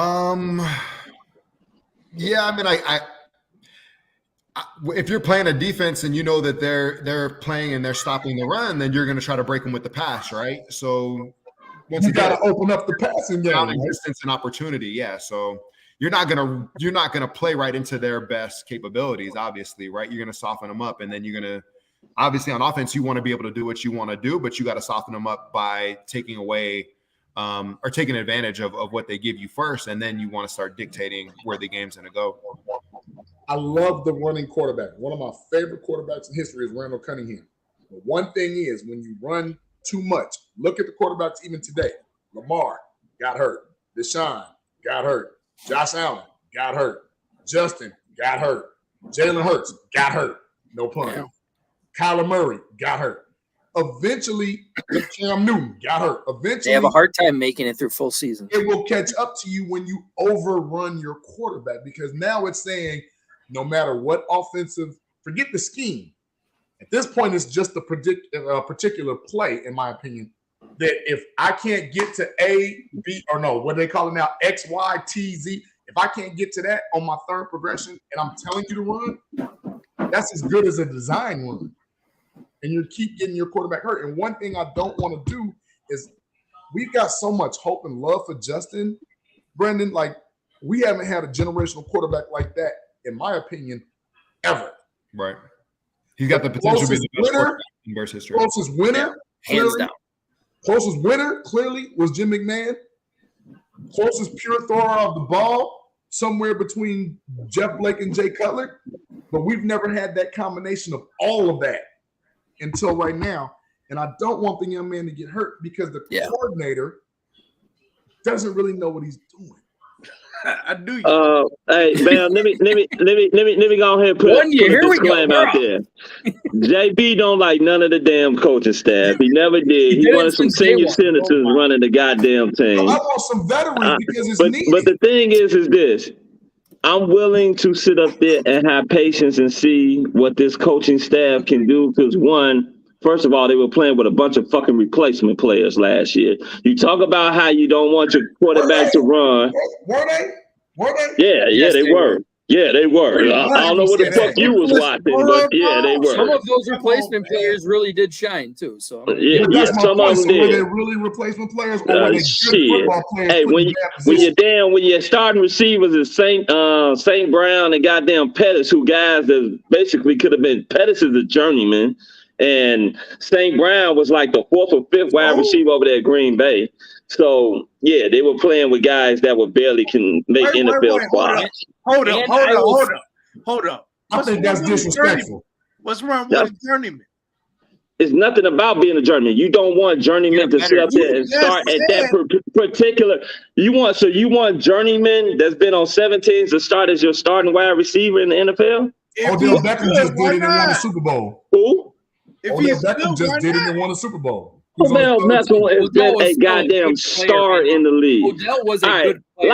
Like I was saying, you still want to give them time. You still want to give the offensive coordinator time. It wasn't like he was working with a lot of weapons. The offensive line was fucking atrocious. You talking about you don't want to run your quarterback. You also don't want to sit back there and have his ass get his fucking head toe off too, because he's only got 2 seconds, if that, to fucking throw the ball. Finished the year with before somebody. So yes, I'm not gonna get down on the offensive coordinator. I'm not gonna sit up there and say that he doesn't know what the fuck he's doing.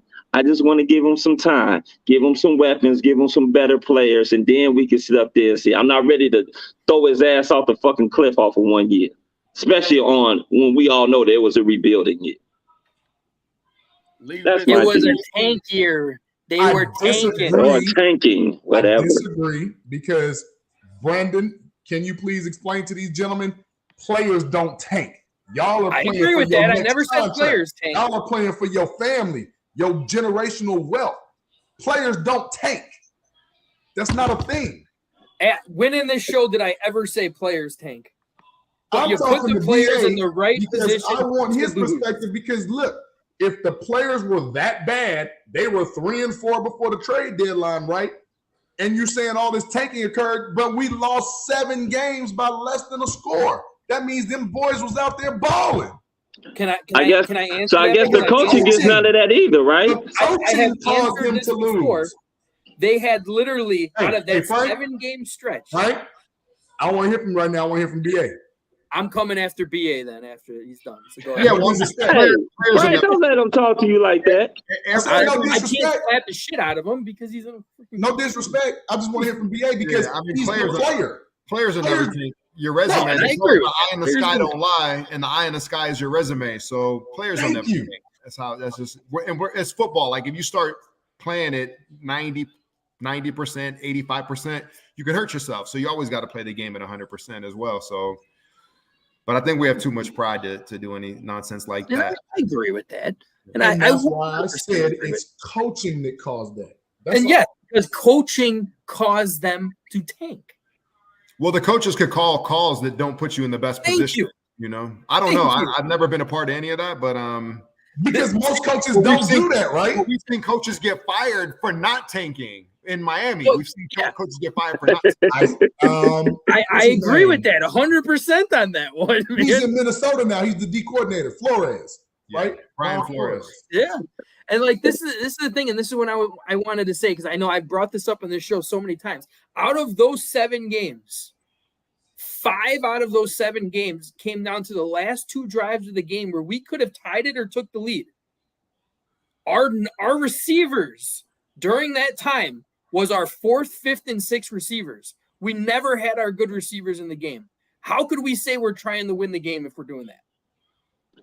We're going to blame it on coaching. They want to keep it close. They want to keep it close. They want to still compete. But in the end, they wanted that number 1 pick, and they got it. I don't agree with that because at 3-4, you're still in the mix. How are you telling me at 3-4 with 10 games left, we tanking? Because after they were 3-4, they traded away every good player that they had because they wanted to keep the tank on. All right. Enough of that talking about. High five myself. We aren't going to keep Brendon forever, but I did tell him that we are going to play a Chicago game with him. So, well, being that he's from Chicago, that's what we do. So, Brendon, you get, I forgot to mention, we're going to do this with multiple choice. Home team, give me that discount. I mean, it was his first 10 years in Illinois, right? That's what right. So don't go too hard on it. Don't mention shit that you have no idea about.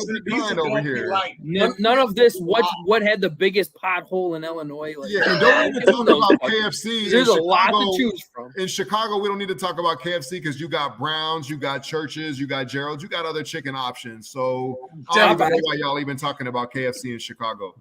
Definitely. I'm unfortunately BA. I'm the only suburban. I don't got good fucking chicken out here. But they do have a Harold's that is kind of a knockoff Harold's by my work, which is still pretty damn good compared to KFC. So, thank God we're not going to talk about KFC. We ain't going to talk about Popeyes. We ain't going to talk about none of that bullshit. Taco Burrito King? No? Okay.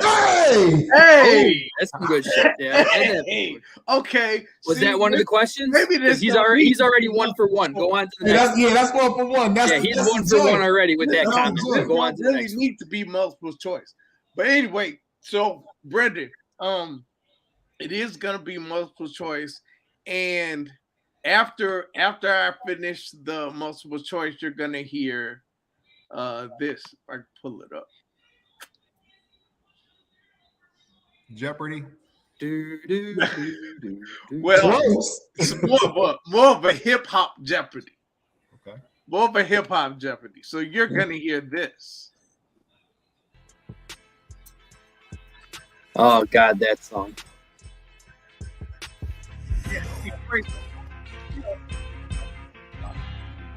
Can't hear you. Shit about that. So you're gonna hear that. So for 5 seconds, you're gonna hear that sound. Then we need your answer. All right. Now, you get half of these answers. What does he hear if he loses? What does he hear if he loses? Oh, go ahead, JB. Price is Right losing horn. But we got to get a good one if he gets it. So if you get half the questions right, then okay, cool. You're from Chicago. Oh man. If you get more than checked, okay. If you get more than half, yeah, you're definitely from Chicago. Okay. If you do not get more than half, yeah, you probably from like Deerfield or Wheaton or something. Wheaton, go Wheaton. Man. Wherever Frank's from. Oh, wherever my ass is from. All right, so you ready? Let's go. All right, bet. So question number 1, which is kind of a layup. Who were the starting wide receivers for the 1985 Bears? Was it A, Kim Marjoram and Dennis Gentry, B, Willie Gault and Dennis McKinnon, C, Ken Marjoram and Dennis McKinnon, or D, Willie Gault and Dennis Gentry? Damn, I'll go with Gault and Gentry. Gault and Gentry. JB. You got the first one right. I knew it was Willie Gault. I just couldn't remember that. It was Gault and Silky D. Silky D. Dennis McKinnon. Shout out Dennis if you watching. Dennis usually watches. But they were on the team. Gentry, Marjoram, and Keith Ortego. Hey, rest in peace to Keith Ortego, matter of fact. Yeah, definitely. Okay, so you are 0 for 1. Damn. He's all right. He had the taco one that you got I said Willie Gault before you even started saying who it was. You did.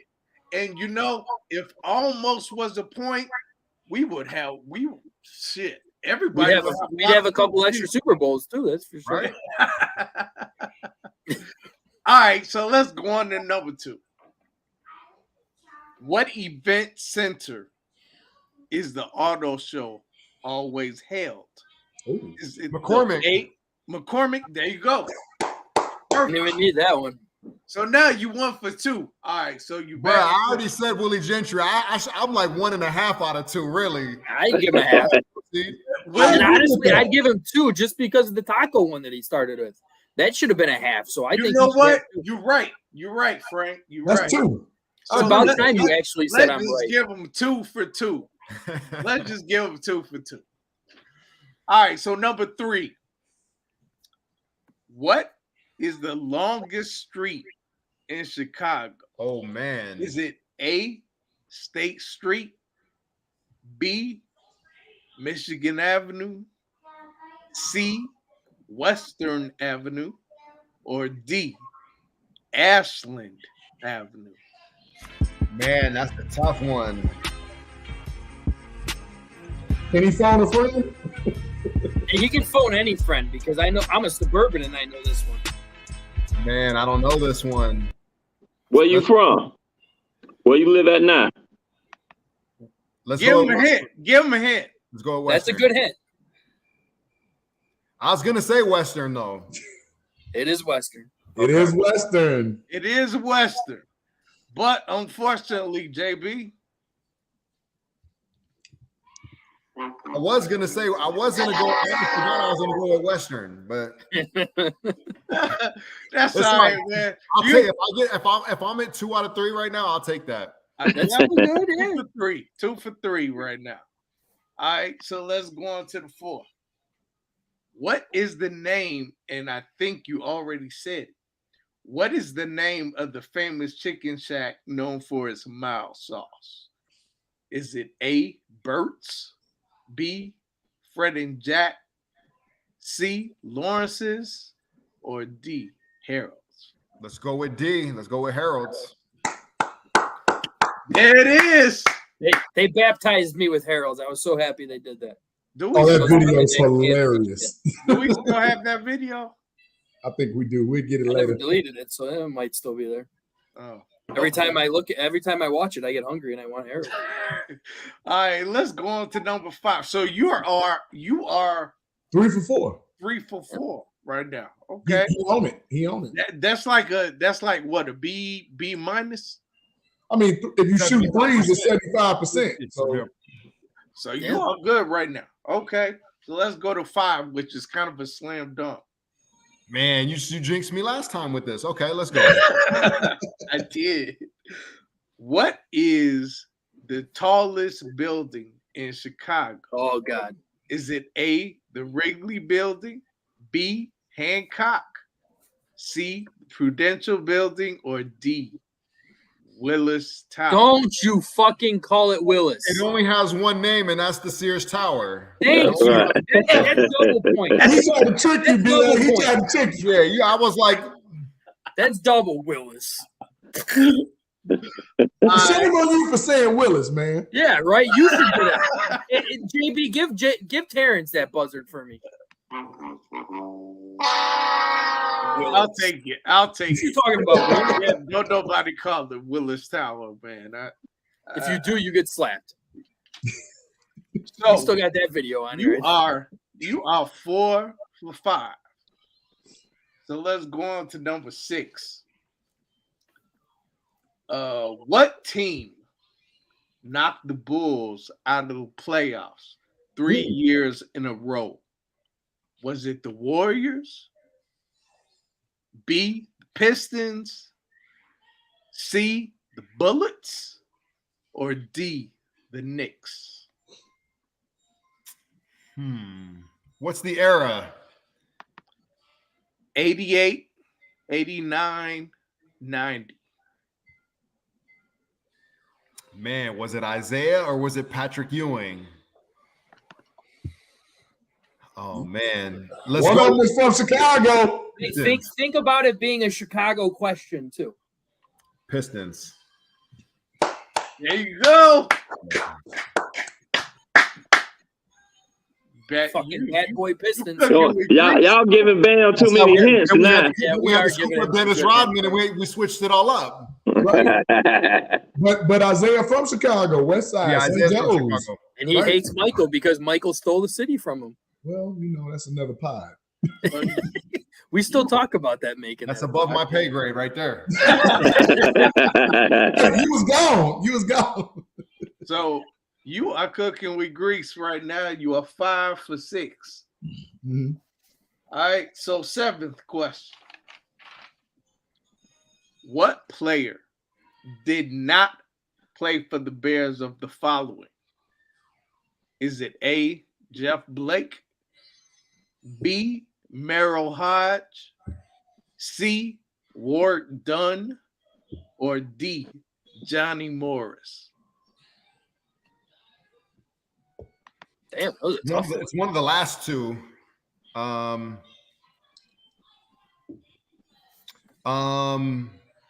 Warwick Dunn, the running back. That's what I was. Yeah. That's it. That's Beautiful. it. Yeah. All right, you killing them now. You killing them, and there was no hint. No hint. Although it was a football question, he ain't need no fucking hint. So next question: what neighborhood in Chicago is known as Boys? Is it A, North Halsted, B, Rogers Park, C, Palmer Park, or D, Logan Square? Man, it's not a win-win if I get this right. I don't win. It's really not. I'm going with A though. That's it. North Halsted. Yeah. They call it that now for politically correct reasons. They call it North Halsted. They don't call it Boys Town anymore. We know it as Boys Town. Right. Okay. My suburban self would have said Washington Park, but okay. You didn't even need a hint for that shit. I mean, there's some things I do know. I mean, shoot, some of these are actually like decent questions. So the next question, which was the last question, but we're gonna give you one more after this. So, which of these is a famous rap artist from Chicago? Ooh. A. Common. A. LL Cool J. No. B. Fat Joe. No. C. Lil Durk. Or D. Ghostface Killer. Man. Well, man, I think Ghostface. I think all them Wu-Tang boys are all from New York, so I have to go with Little Durk. Yeah, that's it. Hey, My process of elimination. He's on fire, dude. That's hey, it. can I call BS real quick? I would have put Kanye possibly on that too. You can't Kanye ask. is not. He is not from Chicago. I thought Kanye was from No, he's not from Chicago. He went to school here, but that's another story. But Terrence, I'm surprised at you for bringing up Lil Durk. That's something that the young generation knows. I thought you was gonna say like Common or Twister, because what you said? I was like, it's gotta be. I would have said Common too. Yeah. Right. That's what I forgot Twister too. See, I was trying to be The a Brat. little tricky. The Brat. Let's go. Right. Like 6 let's go. I can't tell you one Lil Durk song. Chance the Rapper too. Can you tell me a Lil Durk song? I don't know no Lil Durk song. I don't even know who he is. I can bring my daughter in here. She can tell you all the Little Durk songs. But I don't know none of them. I don't know none of them. But you know what? You made that question right there. It wasn't about the artists that you picked from Chicago. It was all the other artists that you had. Yeah. Ain't none of them cats from here. You already know that. You had to pick somebody like Lil Vert or Lil Baby or Duck Baby or Little somebody. I don't know, Little Homicide or something. I don't know who the hell that man is. He said Little Homicide. That's a big homicide. That ain't Little Homicide. Oh my God. All right. So, Brendon, you're from Chicago, dog. You from Chicago. You beat the game. You beat the game, man. You had the best we've ever had. This is the best we've ever had. Hold on. Don't you got 2 bonus questions though, just for shits and giggles? Well, one of them we already pretty much touched. Right. The second one, actually I do have 2. And they're not necessarily questions. But we want to hear what you got to say about it. The first one is, if you were in Chicago, where you going to get your deep dish pizza at? Oh man. Where am I gonna go? Maybe Lou Malnati's? No! No, if you like Lou Mal, it's a subjective question. What's the upside down pizza? No. No, I know what you're talking. No, not that. That wasn't Illuminati. We were talking about traditional, deep dish. Yeah, deep dish, traditional. It's always between 2 places, and unfortunately, if that's what you like. That's what you like. Hey. I mean, the question is subjective. So, yeah, I mean, I don't know the best pizza places in Chicago. Giordano's. Yeah. They deliver, like they send it across the country, right? They'll send you a frozen pizza. Yeah, they do that. They do. And then remember, you all used to go to Geno's East a lot. Geno's East, but Geno's East isn't the business though. It's not. It just was convenient. It was convenient. The next thing. I got Pizza Hut out here. Pizza Hut. You're fired. Yeah. Man, I ain't hit. Oh, Lorenzo. Hold on. You see what Lorenzo said? Oh, yeah. I remember that. Hey, Pizzeria Uno and Pizzeria Do? Oh. No, those. They're commercial. They're what you call it? Pizzeria Due. No, when the people come in, tourists. They're touristy spots. They're touristy spots. But people say Giordano's is touristy pizza. Giordano's I disagree with that. Pizzeria Uno, Pizzeria Do, you go downtown, you get your pizza. It's an experience. If you want, like you said, 3 places I know for sure. If you go to Geno's, you go to Lou Malnati's, you go to Giordano's, and you go up north, you hit Pacino's. Anything outside of that is commercial. So I got two more questions. If you're going to get a box of glazed donuts on the south side, Krispy Kreme. In Roseland. Where are you going? Man, I'm not. I'm from the Northwest side, so I'm. I'm gonna say, I know, like you, man. This man ain't going to no damn Roseland, man. No, never mind then. So I'm gonna go to the next question. All right, that's your damn question. I'm gonna go to Garrett's and get some Chicago mix. I'll do that. Yeah, I'll try to Garrett's popcorn. Yeah. Okay. Garrett's on Michigan. No, on State, right? On State. Garrett's on State. Shit, Garrett's every goddamn well. You go to the damn airport. When Brendon played, they was on State Street on the corner. Who is your Mount Rushmore of Chicago Bears football? Okay, that's a good one. Let's talk about it. And let me think about it. Obviously, the first and foremost, the George Washington has got to be Sweetness.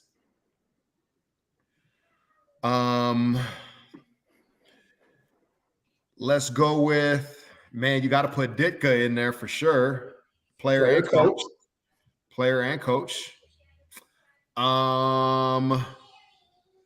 Let me think. You got to put Dent in there. Got to put some defense on there. I love Richard Dent. I like Dent. And so our fourth person, and not a popularity contest, like who's a player.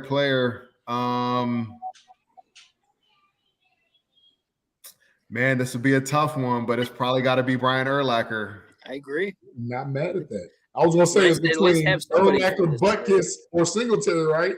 Yeah. And I picked Urlacher. Oh, Singletary, man. Singletary's got to be on there too. There's only 4 on Mount Rushmore, though. So I went with Sweetness. I went with Dent, Sweetness, Dent, Urlacher, and Ditka. And Mike Ditka. Yeah. Play for the Bears, coach for the Bears. Yeah, Ditka has to be because of the coaching, too. Right. I mean, maybe Singletary and Dent are interchangeable, but how about George Hollis? Give him a half a face on each one, Half that face. You said George Hollis? Yeah. Give him a 2-face? No. I don't know if he. I mean, you know what? I mean, he is the founder. You said who's on your Mount Rushmore, so you would eventually think like player or coach, not coach owner, or no, coach creator. It could be anyone. When you think of the Bears, it could be anyone. Because he created first Papa Bear. It's a good point. It is Papa Bear on there. No, that's a great question. Hey, that's a hell of a question, though. But I mean, shit. If that's your Mount Rushmore, that's your Mount Rushmore. That's a tough ass answer. Yeah, I like that. I like that. And then of course, BA, when you went for chicken, when y'all was staying in the Hilton, you would go to that Harold's on Wabash, right? Yeah. We already know Harold's on Arenas, man. I want me some chicken. God damn it. Chicken. Yeah. Give me some chicken. Hey, Brendon, we appreciate you taking the time, man, to talk to us. Yes, sir. Hey, Brandon, if I can give one more quick question, because I always like to ask every former Bear player this. How shitty was the Bears field conditions? I think it more than anything, it played in our advantage, but we had to play on that field a lot. So as long as you had the long cleats on, but I would say the most dangerous thing about that field is it had coils on it, right? So the coils kept the field heated, but in the winter, as soon as you went off the sideline, it wasn't heated. So you would see our players and other players, if they hit their heads or they slip or whatever, that's a good point. They would get concussions or they would, if they get like hit out of bounds. Yeah. So, I mean, the conditions should have been better, but going into the games, we kind of knew the conditions better than everybody else, so we would put the long cleats on. You wouldn't wear molded cleats on that. Molded. I was gonna say you had the screw-ins. Screw-in joints, the 3/4 inch screw-ins. Yeah. And leading into that follow-up question, how do you feel about the Bears possibly going to a dome arena at Arlington Heights? Man, I don't know. I don't know how. I don't feel too good about that because your Soldier Field is 15 minutes away. I'm excited.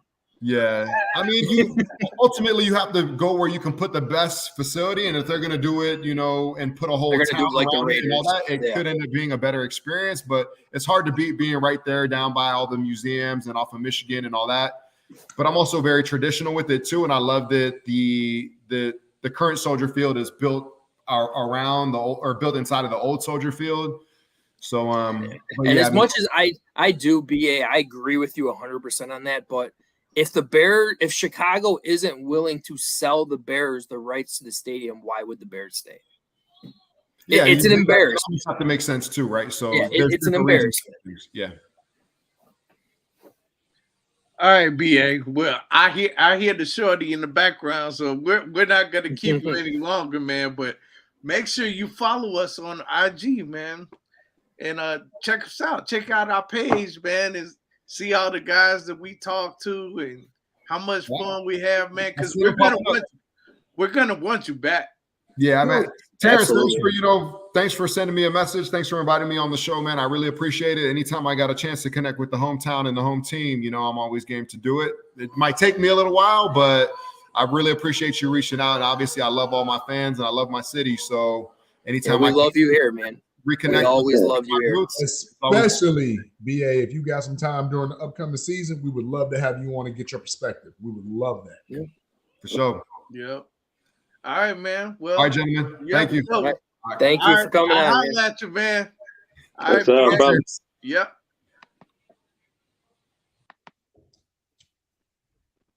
Wow. Yeah, it was great. Hey, wait. Lorenzo answered. Yes, Lorenzo, you are correct. It is old-fashioned donuts in Rose. Yes. Old-fashioned donuts. Lorenzo knows Chicago, boy. That's where I was going. Lorenzo knows everything. That's rough. I was just saying, we got damn about no. I want to bring up damn Roseland, man. Who the hell going all the way out there to Roseland? You'd be surprised. If you got some good donuts, you're gonna go. I ain't going out there. Shit, I am. How I far is used to live in Roseland from Beverly. Wheaton? I ain't go to that motherfucker. I'm not in Beverly. I said I used to live in Beverly. And I ain't go to Roseland like that. Oh well, then. Not to get no goddamn donuts. Oh well, I'm going to get some donuts. I'm fat. I may have went and got something else, but it wasn't no damn donuts. I tell you that. Okay. That's another podcast. That's another podcast. Pause. So BA, man, BA. So much for this being a family show. Shit, this motherfucker ain't been a family show as much as we cuss. Shit, we or you? We all cuss a lot. Just nowhere anywhere close. We or you? No, we all cuss. We may not. I may cuss the most. There you go. But so I definitely think that it was a treat to have BA on the podcast, man. It just dropped jewel after jewel after jewel, man, and hear his experience getting to the NFL and then sticking finally, after trying with I think he said Chicago, and he tried with Miami. No, it was Chicago, Baltimore, Atlanta. He was getting cut. Oh, yeah. Okay. And he caught on because remember, he played in the CFL. Of course he went to Atlanta. What a shot. Miami until he was age 27. I didn't know he went to Atlanta. Hey, see, put up John's mom's comment. Yeah, because I didn't know that. I didn't know that either. I don't see that, but I mean, everybody's going to put in offers. Like where? What? Richmond? I don't. Hell no. Where? Why not just build them an island on fucking Lake Michigan? Oh my God. Oh, you know what? Wait, is it where Lincoln Mall used to be? Because that's huge. Yeah, I would think so. Right by that. It's closer to me. Where that Walmart used to be. Damn it. Right. Yeah. Getting all my hopes up, and then that area is huge right there. Yeah, that's now if they make a stadium. Now I'm all for that. I'm not. I'm not. Fuck that. Well, shit, that'll be like a Jerry Jones thing. That'll be like a Jerry's World atmosphere. Hey, you know what? Hey, guess what? Kevin Warren, I got land in Kankakee. Come holler at me.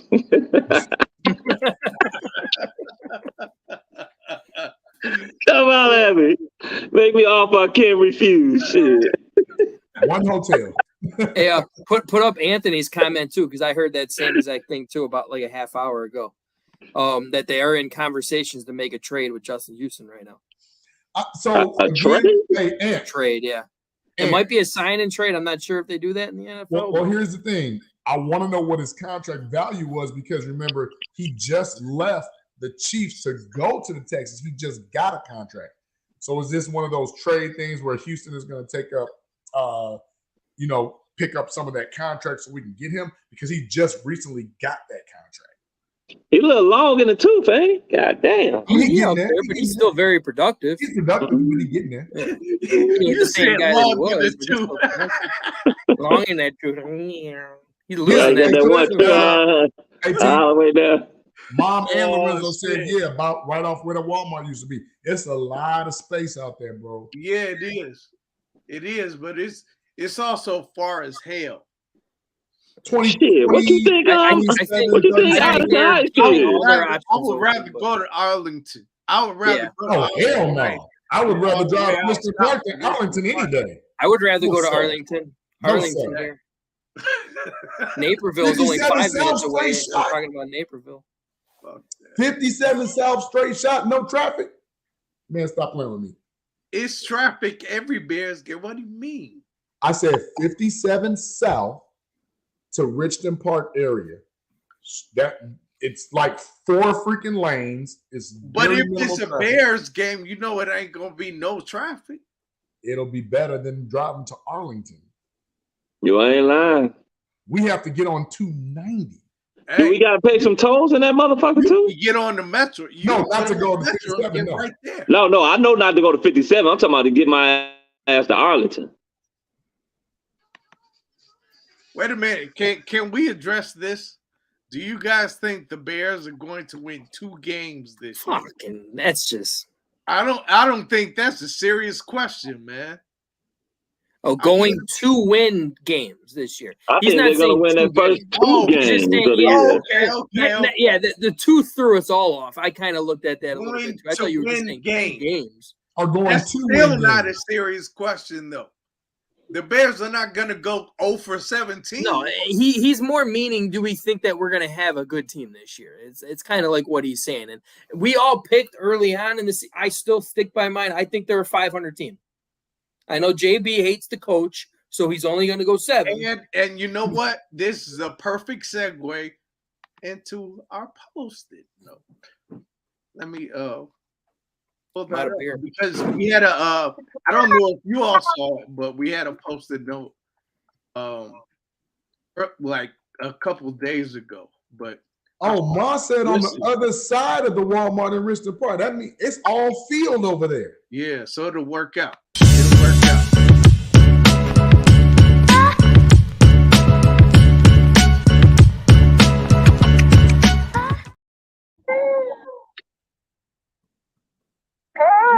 Our posted note. Will the Bears finish above 500 this season? Grogu says yeah. Are So you still Grogu now? Grogu making predictions and shit? Okay. Grogu's on his game, man. So we got a lot of people that responded to that in various ways. But one of them I wanted to touch on was my guy, Shane Todd. Shout out to Shane. He said, have you seen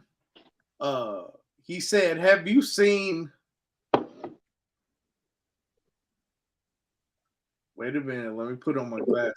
Oh shit! Have you heard of Edmonds, which is a linebacker, Tremaine, and then Edwards, T.J. Edwards. We know both of them very well. And then he went on to say they're great pickups, but I want to see how they fit the Bears' defense. They are good players, though, so that's going to make all the difference. So he's saying that these defensive additions are going to make all the difference to make the Bears over a 500 team. Good point. So what do you all think about that? You mentioned linebackers, but we all know great linebackers are either great because they're getting interceptions, making tackles, making plays, or they have inflated stats because their front four is garbage. Yep. Like if I get a linebacker that's got 150 tackles and a safety that's got another 70, 80, 90, it means my front four isn't doing its job. Correct. Mm-hmm. So no, I'm should not. not have all those tackles. Yes. So I think the front four is the most important thing on this defense. Our secondary last year, with all the factors that we proposed, our secondary played very well. Our sack total, what did we have? 20 and a half, 21 sacks? Didn't Brisker lead? Brisker left the team in sacks. The strong I don't want my safety. No, they should never have strong safety tackles. Thank you. The strong safety led in sacks. That's insane. Yeah, that should not be absolutely insane. That means he's coming down in the box like Jamal Adams and just going. Hey, check it out. Realistically, I know a lot of us, because I want to put up what Ant Stewart said with 12-5. And I feel you, Ant.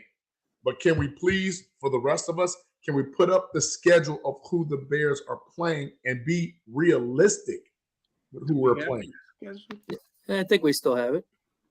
Because here's the thing. If they double up their wins, if they double up their wins, there is 6. If they go 2 more, they're at 8. 8 and 9 is still not a playoff team.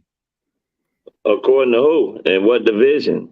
8 and 9 you did have Aaron Rodgers leave this division. You really don't know. And Detroit can still be Detroit. We don't. Right. So I ain't gonna say necessarily they can't.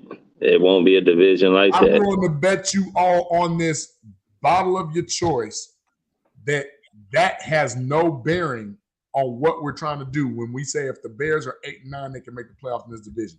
Absolutely not. It's not going to happen.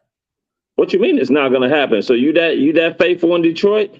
Yeah, Minnesota's a killer? What division Listen to what I'm saying. Was it where they had like numerous years where they weren't even a 500 team and won the division? Hey, check it out. Somewhere in the AFC a few years check it out. We're all talking about Detroit. Some of us believe in them. Some of us say they're going to Detroit. Minnesota is still in this division. Minnesota now has Brian Flores as their defensive coordinator. They can only go up. Everywhere Brian Flores has been, their defense has elevated. You're telling me the Bears are going to go from the cellar dwellers of the league to winning the division at 8 and 9? You're delusional. It's not being delusional. Nobody's saying that if I was a bad man, I wouldn't sit up there and say, oh, yeah, that's going to happen. But I'm not going to put it out the realm of possibility. No, not at all. Not one bit. Because how many games did Minnesota, that same Minnesota team that you're talking, how many games did they win? One-score games last year? The same that they lost the year before. So I get. And they lost their best player, in my opinion, which was the running back. Allow me to say this. Tampa Bay won their division as an anomaly at 8 and 9 because all those teams down there in the NFC South were trash. All the teams in the NFC North are not trash. They're not trash. They're just not. They're not good either. They can be good. They can be shit. You just don't know what you're in. Exactly. That's what I'm saying. To say that the Bears can win the division at 8 and 9 is ludicrous. Give me 10. If you say it's not ludicrous. I can see them. What I'm sitting up there saying, baby, what we're trying to say is that there's no dominant team in the NFC North. It's not out the realm of possibility. It's not ludicrous. It's no team in there. There's not a team right now. The Vikings, the Bears, the Lions, or the Packers that you can sit up there and say, oh, yeah, well, they're gonna win 11 games this year, or they're going to win 10 games this year. You just don't know because they're not that good. They're not. Now, I ain't saying that. I wouldn't sit up there and put a high percentage that a team in the NFC North will win the division going 8 and 9. No. If I had to be a bet man, I would say to somebody else, yes, it'd be over 8 wins. But I'm not going to put it out the realm of possibility that shit could happen. No, not at all. I want you to put up the schedule again because, like I said, what Ant Stewart said. Yeah, I'm not saying 12 and 5. I'm not going there. That's far-fetched. That's far-fetched. 12, you tell me, literally, not being a fan, just being a football person, you see 12 wins on this? I see 1, 2, 3, I have 9. I see a 9-8 year. I'll go with 9, Frank, but not 12. No, I'm not going 12. 12. A lot of amazing things have to happen if you want that team to get 12 wins. And I'm not against what Fowl is saying in this one. 8 and 9, 9 and 8. I feel it's a short possibility. It's not. I'm not betting on it, but they can win the division because Jared Goff, I don't think throughout his entire NFL career has ever had good back-to-back years.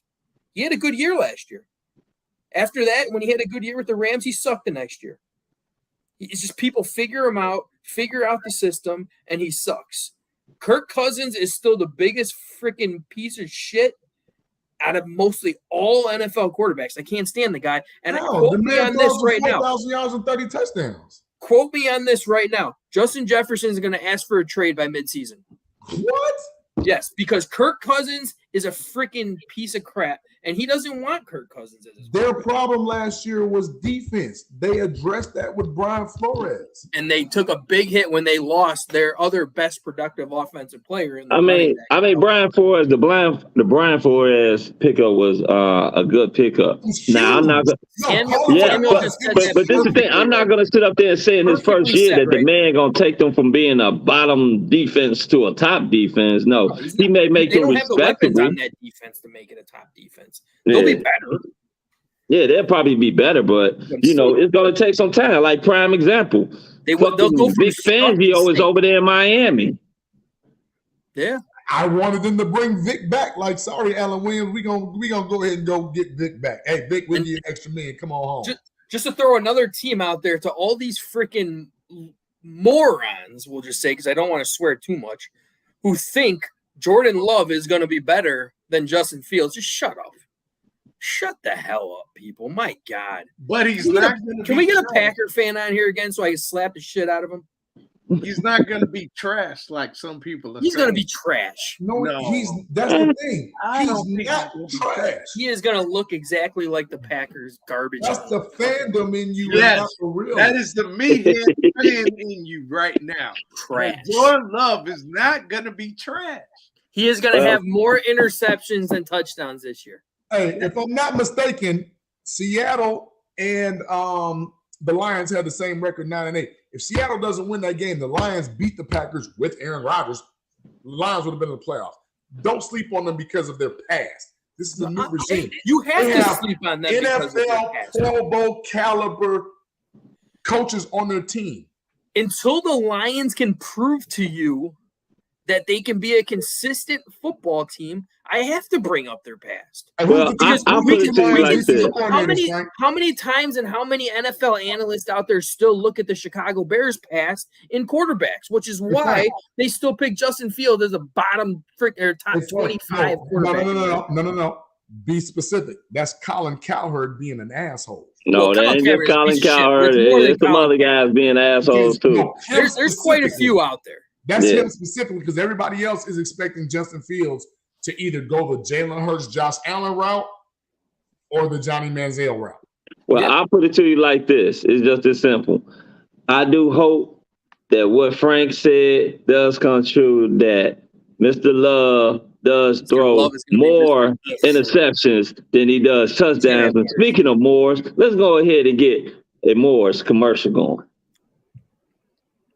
I know you weren't ready for that, T. I already know you weren't. I know you weren't ready. Listen, shout out to my man Terrence from Chicago's Clubhouse Podcast, from the Moore's Brewing Company here in Chicago, Illinois. All right, we got bros out here putting out this for the Moors. It's tasty. I didn't even have to come on here and lie about this. All right, this tastes like what I like when I drink a beer. I don't drink a beer often because I'm too big and I need to stay off of carbonated drinks. But this is the carbonated drink you need to open up and crack and take a sip. All right, if you want to come out of the dark ages, be educated.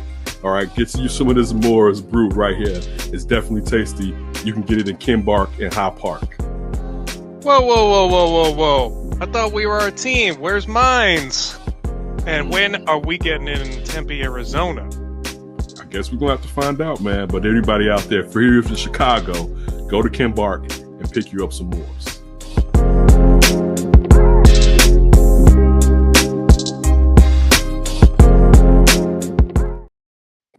Go get your ass some Moore's beer. Get you some Moore's beer. Get you some Moore's beer. In Whole Foods now. You can get it in Benny's now. So there are a lot of places you can get it. So you really have no excuse now. Raise the standards. If you're in Hyde Park, you can go to Kenwood Liquors or Kimbar. Well, I don't know. I heard it's tasty. I never drank beer before, but I heard I drink one a week. Very tasty. You drink non-alcoholic pina coladas. Pina coladas are good, man. There's nothing wrong with pina coladas. Hey, ain't nothing wrong with a Shirley Temple either. I don't even like coconut like that. Or Arnold Palmer. That might be why. Move on to the next subject. No, I want me a motherfucking pina colada. Shit. Well, I think read that. From Pac fans' point of view, Jordan Love should be good, at the very least decent QB, considering he's had to learn this playbook. So long as he stays healthy, he should be good. If not, it's time to bring back Rodgers. Yeah, you sound like a Packers fan, dog. That's the guy running our fantasy football. Yeah, okay. But he doesn't sound like a Packer fan. He sounds like a realist. He doesn't sound like a Packer fan. He sounds like a realist. He does sound like a realist. Look, I'm gonna say this right now. Packers. I can go take a shit and it's gonna be like Jordan Love's fucking quarterback play this year. Dude, he's not gonna be that bad. Hey, y'all talk about me. Someone said he doesn't make throws. Yes, he does. He makes. Have you watched? He's not bad. No, he's not. So now remember, we were happy when Brett Favre was leaving. He sucks. But then another monster came. If this happens again, I'm gonna fucking. I mean, I'm not saying that Jordan Love is gonna be that monster. It's possible. It is possible. Don't sleep. Stay woke. Fucking Jordan. Fucking Jordan. Hey, you know what? Let's go ahead and kick off my segment called "Keep It a Stat." I want to talk about something that it's not too controversial, but is it about Jordan? Like to talk about. Nah, ain't about that sucker. That fucking piece of shit.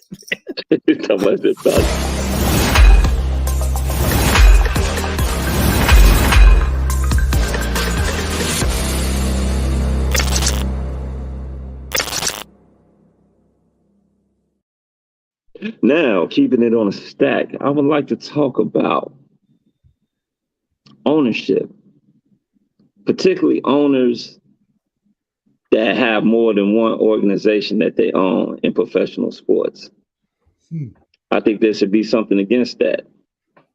Just off of the simple fact that it's hard to sit up there and be engaged with two franchises.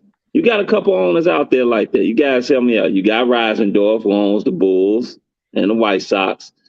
Who else is it? My man Paul Allen over there. And Paul Allen owns the Seattle Seahawks and the Portland Trail Blazers. Right. But exactly. Stan Kroenke owns like 4 different teams. Yeah. And Denver, it's so hard. The Aces, the soccer team, like he owns like 4 different teams. Yeah. And I get it.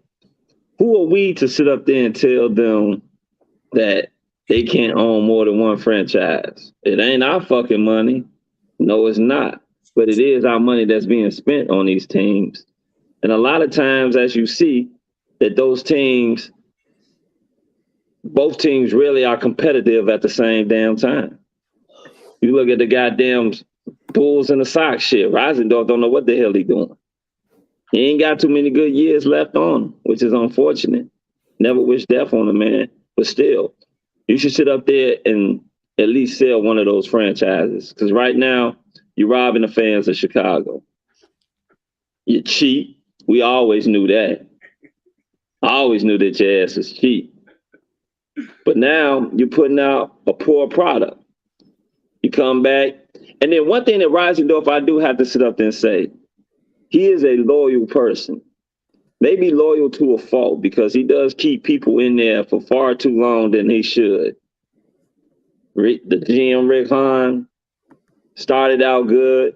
Now he's going to fail to the wayside with the shortest probably rebuild or contention team that there's ever been, at least in the recent Chicago history.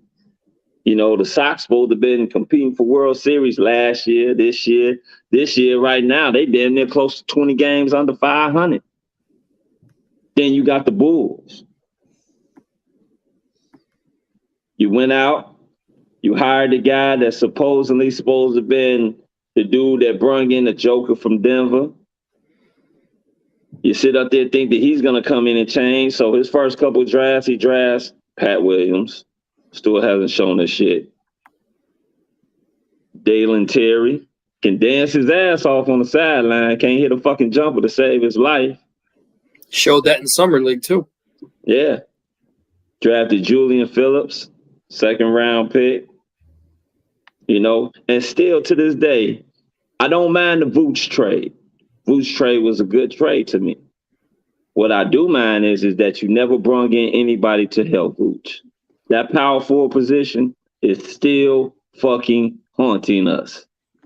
You still got guys 6'4", 6'3", 6'6", 6'7", 6'5", running the power forward position. You got nobody to block no shots, nobody to really grab no rebounds, nobody to sit up there and have putbacks and be a lob threat.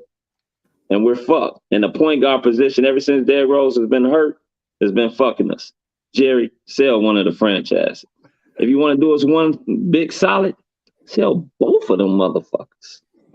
And that's me keeping it a stack. Shit. I wish I could buy one of them. Shit. Who the fuck? No, shit. I wish I could too. Shit. Oh, he making money. Believe that. He making some good paper. He makes some good paper, but shit, endorsement wise, them two teams right here with their colors alone is making hella money. His son doesn't know how to run that Bulls franchise. Michael has no idea what he's doing. No, he doesn't. He's thrown right into it, man. He just got the right name, that's all. He doesn't know how to run that White Sox franchise unless it's right into the ground, because that's exactly what he's doing. He's running, and they have a lot of talent on that team. Yeah, they got talent on the team. They got one of the best young ball players in the I think they've missed or over-evaluated talent. First of all, you got rid of your best gun in Jose Abreu. That to me was like, what are you doing?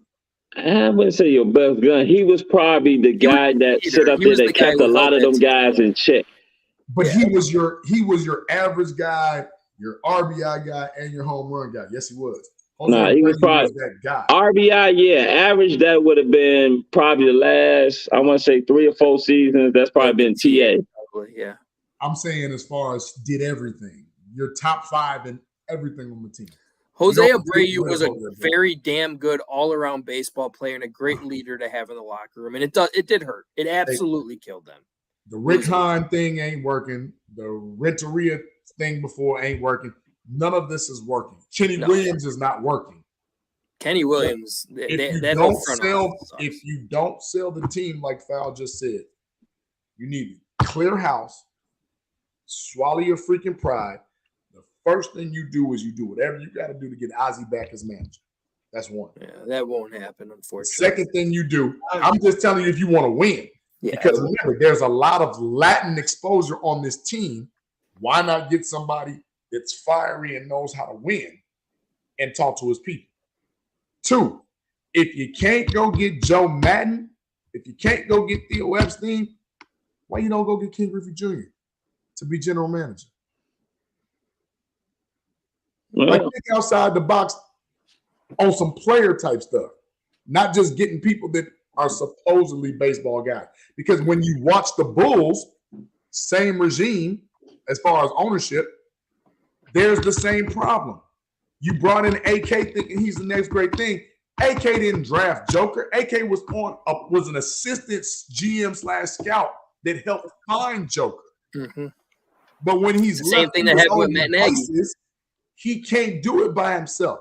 There's no reason in hell, and I'm going to say this and I'm going to stand on it, and anybody that don't agree with me, you're just stupid.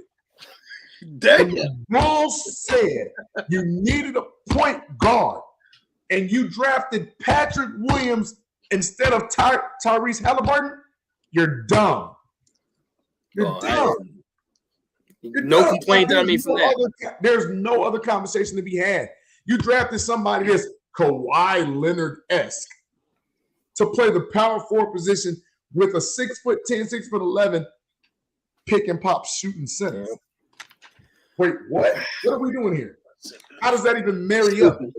Absolutely stupid. And I'm not even knocking P. Will because, you know, he was a 6-man in Florida because everybody know, plays for the Clippers. Man, I can't think of his first name, but his last name is Man. He was the team. Joanna Man? I was just going to say that. You beat me to it, damn it. Listen, Terrence. Terrence Mann was the guy on that Florida State team. Patrick Williams was a 6-man, averaging the exact same. Look it up, you don't believe me. The exact same 9 points and freaking 4 rebounds that he's averaging now. Part of that can be because the Bulls can't develop. I have nothing against Patrick Williams. I just don't think that we have an awful development system, and he is put in the wrong place to actually develop. He is not a power forward, people. Stop trying to turn him into a power forward. I said this since last year when you had that great season by DeMar DeRozan. You should have traded his ass and then give Patrick Williams his shot at the 3. Trade DeMar and actually go out and get a real power forward like a Taj Gibson-esque type power forward. That's what this team needs to help out Vooch. Especially if you have Vooch. You damn right. It's just stupid that AK just he wants to turn this team into like another Golden State type team. Hey, we don't have the shooters to be Golden State, people. You know we don't have shooters. We paid a lot of money to a guy who was like a 3-time DPOY from Detroit. His name was Ben Wallace, right? There was a Ben Wallace type guy in the draft named Oscar Tshiebwe from Kentucky, who was previous year's most outstanding. No, he was college player of the year. 16 points, 14 rebounds. You don't draft him. You draft the dude that gets you 10 points and 6-7 boards. Not draft. You pick him up in free agency. I'm sorry. Yeah, so instead of getting that Ben Wallace type that would complement a Vooch, you get somebody that's less than that. Hell, that's Wendell Carter all over again. The same person you traded for Vooch. They don't know what they're doing. And some people to be like, oh, you're a fan. You don't know what you're talking about. That's bullshit. Because right now, they're fans, and they have no idea what they're doing. No idea. Derrick Jones Jr. came out and told you what was up when he was like, I'm not re-signing for this bull. Derrick Jones Jr. ain't the greatest of the great and don't have that many team options to go be like, forget the Bulls. I'm going to go play over here. I'm going to go play over here. He was so fed up with the Bulls and that organization, and he said, you know what? I can't be here. And what are the Bulls going to do? Pick up somebody that's the exact duplicate of freaking Derrick Jones Jr. Dumb. Yeah. Acme. Somebody called it Acme. Samuel L. Blackwell. Yeah. Perfect. AK and Mark Eversley. And I can't even put Mark Eversley on there because when does Mark Eversley ever talk? When does he ever do anything? What does he? I don't even know what he looks like. He's a figurehead of menace in society. Because he's the Matt Nagy. He is considered the GM while Arturis is considered the vice president of basketball operations. Yeah. Shit, they might as well give me a fucking job. Shit. Right. Again, I won't say shit, just pay me. I draft the same dumb motherfuckers they drafted too. Shit, I draft some fucking Perry. I bet that boy can dance. Hey, but we he got some dance moves now. That motherfucker out of sight with them dance moves. What is he gonna celebrate? Dancing with the stars or whatnot. Cameron Payne used to be able to dance too. Remember we had him? Yeah, and look what he's doing. Dancing. Yeah. And he got cut. Yeah, but my point is, you can't evaluate talent. Anytime that you got 6 point guards on the team at one time, but can't address the power forward when we down in transitions, we down in in the offensive rebounds and defensive rebounds, and we down in block shots and rim protection, and you don't give me a power forward that can get up there and give me some defense. Shit, give me Christian Woods. I don't give a fuck. He can't play defense. But some bitch can fucking score. Yeah. All right, T. Look like you ready to get to some shout outs, my man. Look like I still get a quick Hawk talk in. I still got a quick Oh shit! What the hell we got to talk about the Hawks for? What they talking? They ain't did shit. But unfortunately, before we get into Hawk Talk, I want to give finally something positive toward LeBron James, and I'm giving him my condolences for his son. Yeah, who just had a heart attack. Yeah, he had a heart attack while practicing at USC. What? He had a cardiac arrest, and he was in the hospital. He got released. He's doing good. He's stable. Damn. So everything was fine. So condolences for that. That's awful. I can't even imagine. God damn, Frank, I thought he had died. You said, let me get condolences. I was like, hold on, ain't no shit come off and say the boy dead or something. No, he just had a cardiac arrest, Yeah, I did hear about that. That's unfortunate. My prayers are with LeBron. Into my quick Hawk Talk, because I don't have this nice, beautiful video like Foulmouth does. I just have this shitty ass tank that freaking. We'll get you one, Frank. We'll get you one, man. But I'm also going to throw out another condolences, because if anyone's seeing, I am representing my Blackhawks right now with an autograph of Rocky Warts on the back of this jersey, who passed away today at the age of 70. So he's been dealing with an illness for the last 3 to 4 years. And this actually makes sense, because everybody was wondering why he put his son into the president of hockey operations. This makes sense why he did it, because he knew he was sick. He wanted to get his son into the Blackhawks organization and learn a little bit before he takes over. So that's awful news. Yeah, that's awful. Bill, now Rocky. Yeah, and I mean, just a quick little thing of what Rocky did. He took over the Blackhawks organization in 2007, which was listed in the bottom 3 of worst organizations in any major sport. They were pretty much, I think, they were like a $2.1 billion organization when he got the reins back in 2007. Brought 3 Stanley Cups, brought some great Hall of Fame hockey players. He switched it from a $2.1 billion organization now to I think it's a $32.1 billion organization. He pretty much set what he wanted to do was to reconnect hockey with Chicago, because nobody freaking gave a shit about hockey in Chicago since he took over, because nobody even knew they still had a team. He had a 67% win percentage since he's been the Blackhawks owner. So he got the right people in play to build the organization. So huge shout out to him. Huge shout out to his family. I don't know if I'm really going to say a shout out. It's more condolences than an actual shout out, but condolences for sure. And big ups, because remember when we were little, we used to hear about if he didn't sell out, if his dad, Bill Works, didn't sell out the stadium, the games were blacked out.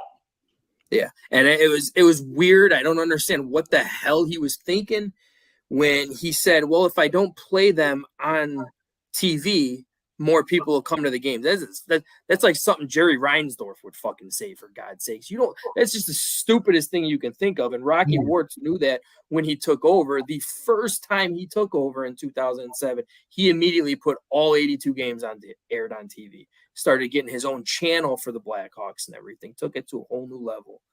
So that's a sad moment for the Blackhawks organization. It's a sad moment, honestly, for hockey, because the Blackhawks, even as bad as they were last year, still were top 3 in attendance in the NHL. So it'll be a new road for sure. The new owner, his son, is only like 43, 44. So he's thrown right in there right away. So that's the only Hawk Talk I really have, because nothing else is really going on. Other than shout out, because I did miss the show last week, to Connor Bedard signing his contract on his 18th birthday, because he's not allowed to sign the contract if he's not 18 years old. So they had to wait until his 18th birthday where he actually signed it. I read signed it for $950,000 for the number 1 overall pick in the NHL. That's it? $950,000. That's it. That's a 3-year contract at $950,000. Oh, he's gonna be in his endorsements gonna be through the roof. Oh, he's already got massive endorsements anyway. So it's it's not even a comparison to what that is. So that's all I got, though. All right, well, we might as well get into some shout outs. Hey, don't we still have another bill to pay though? Oh, we do. Before we get into shout outs, I don't fuck with my bills. Yeah, I guess we bills. do, man. But I'm a little bit upset with him because he was sending a shirt to our girl Brooke, and he took forever. Yeah, it took forever for her to get it. And I was talking to Brooke on the side with that too, and yeah, she was not happy, even though that is a beautiful shirt. Yeah, so I'm not so happy about that, but you know.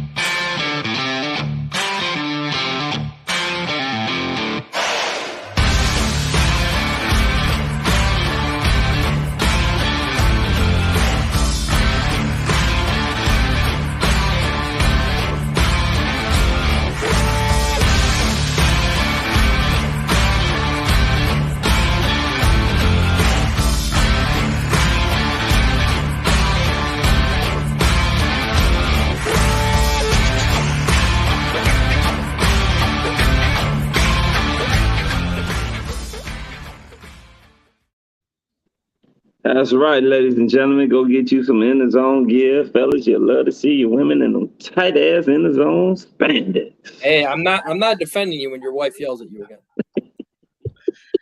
So he fixed the problem.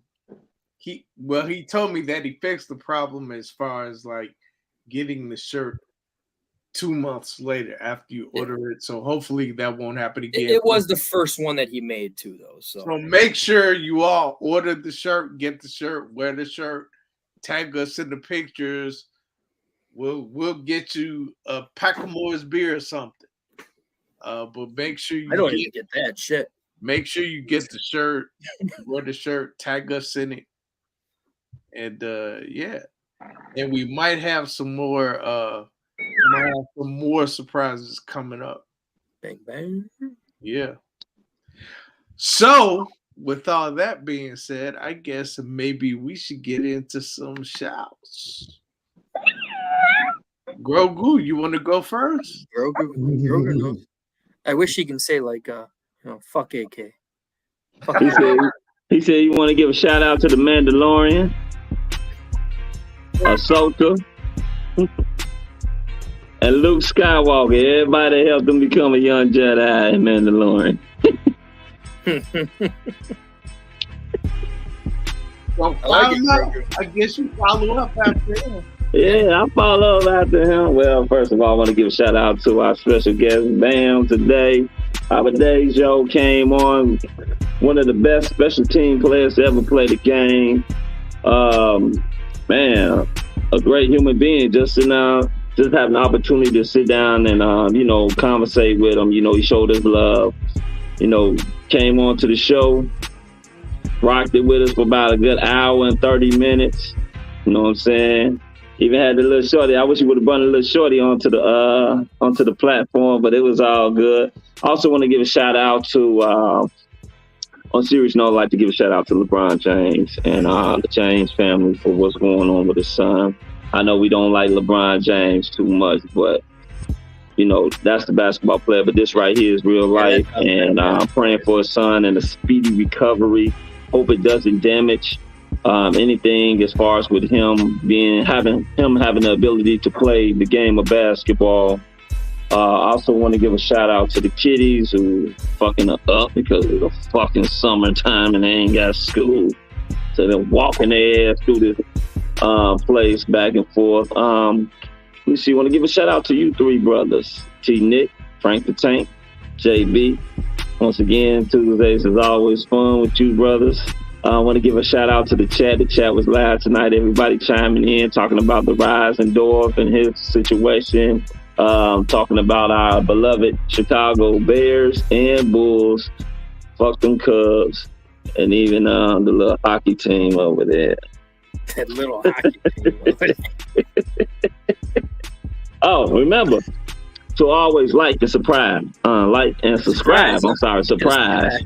But surprise us and like this motherfucker and subscribe to this motherfucker. That's the file that we know. That's the file that we know. To the Chicago Clubhouse Podcast. I want to give a shout out to our sponsors, Moore's Beer, In the Zone, Under Armour, and goddamn it, Hugh. We gonna come party with y'all ass at Hugh one of these motherfucking days.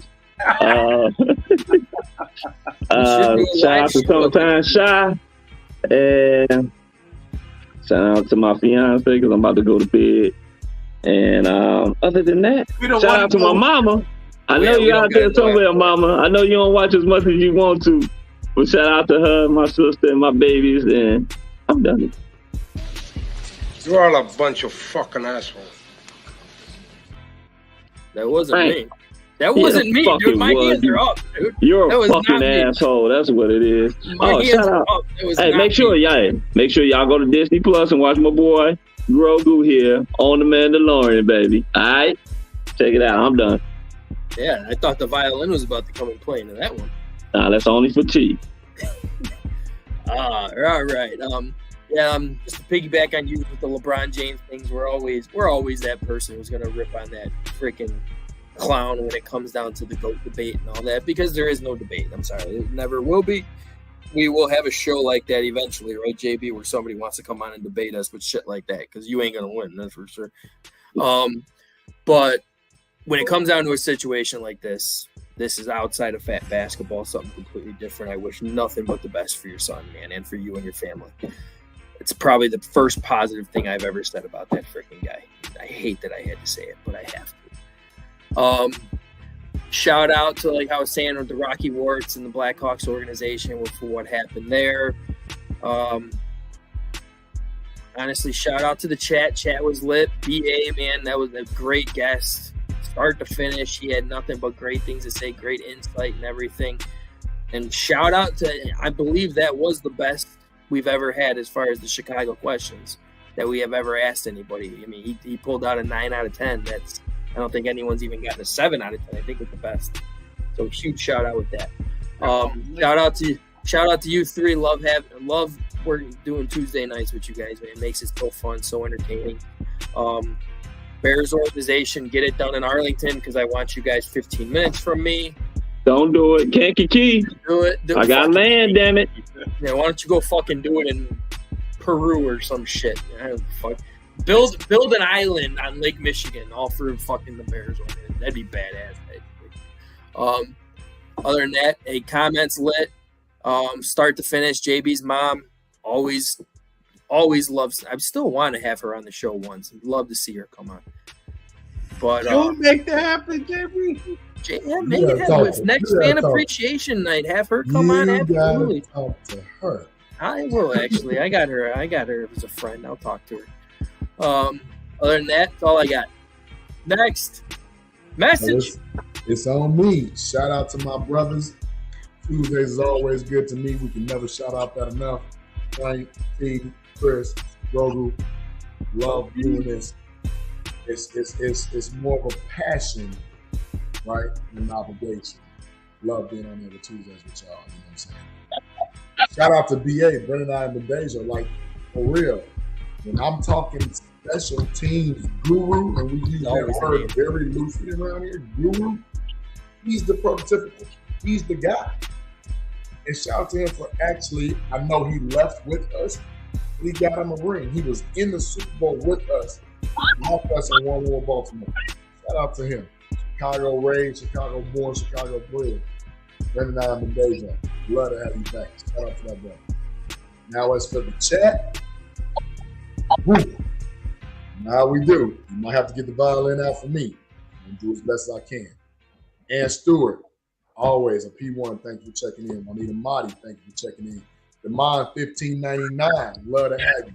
Z-Force, our brother, our own Illinois Division 1, 2, 3, and high school ref. Z-Force, thank you for checking in. Love to see you. Trey 5 checked in and gave us some insight and some input on what's going on. Jesse Cottrell, welcome back. Hadn't seen Jesse in a week or two.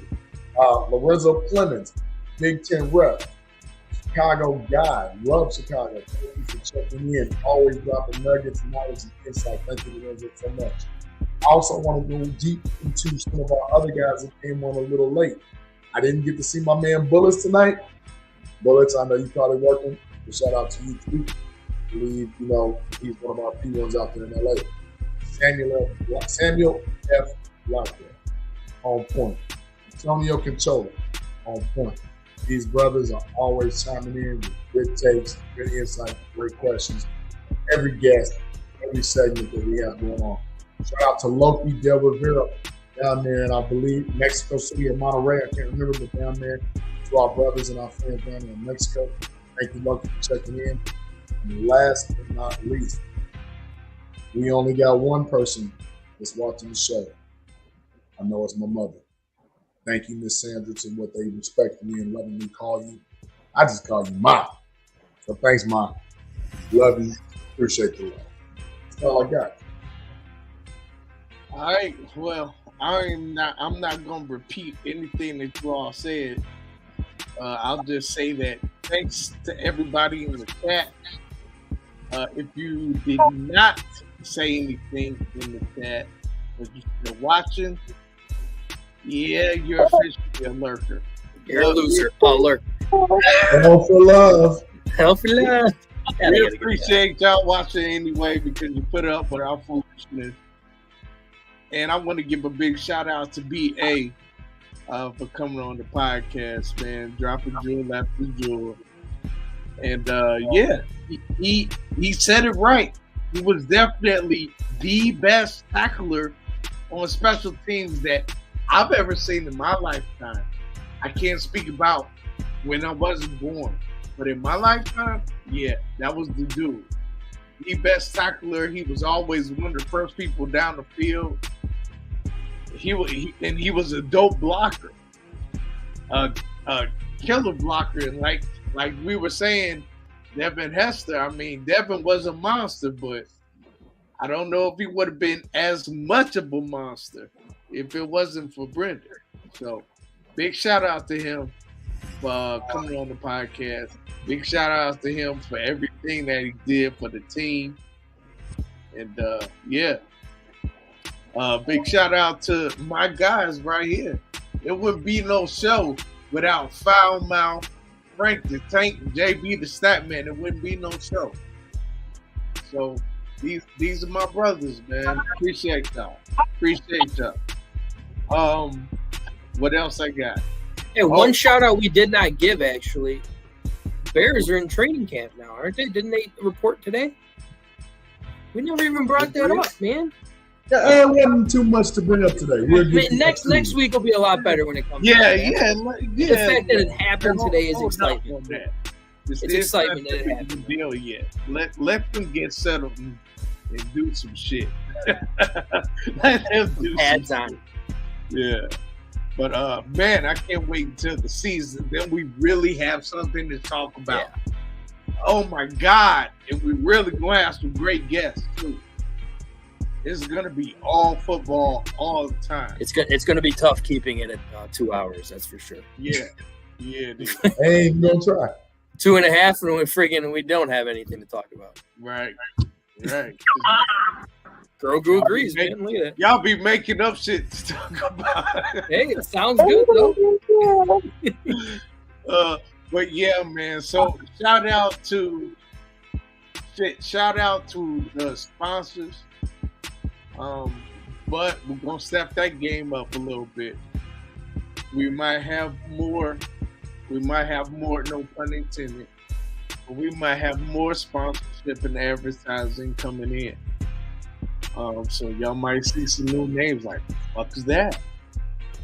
And they might show up on the page. If you are not part of the page, go join right now. What are you waiting for?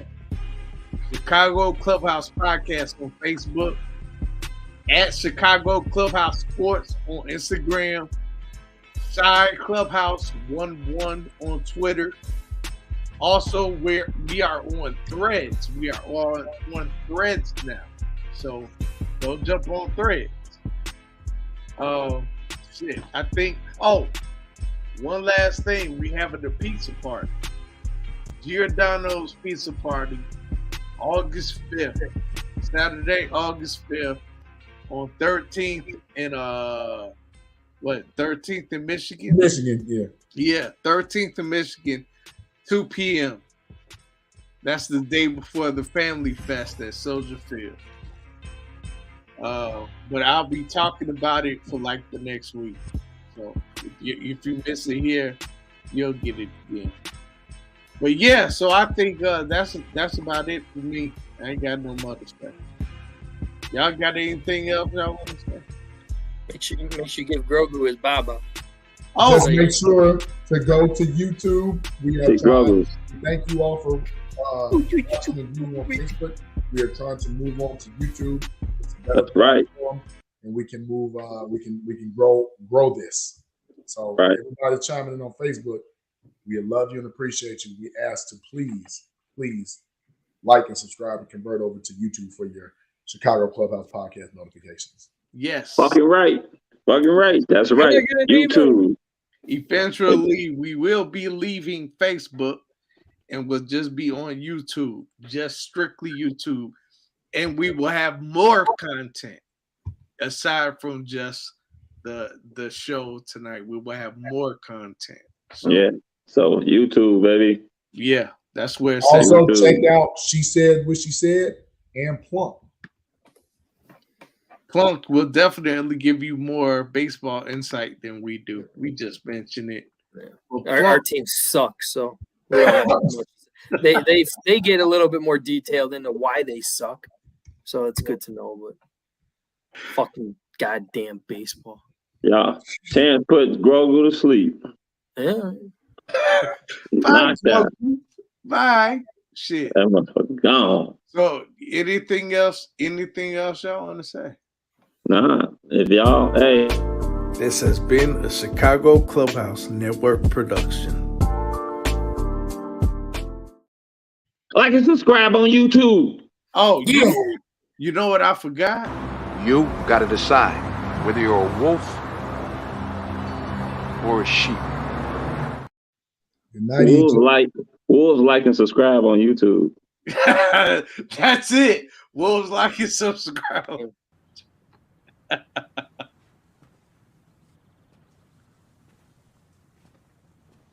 You're still here.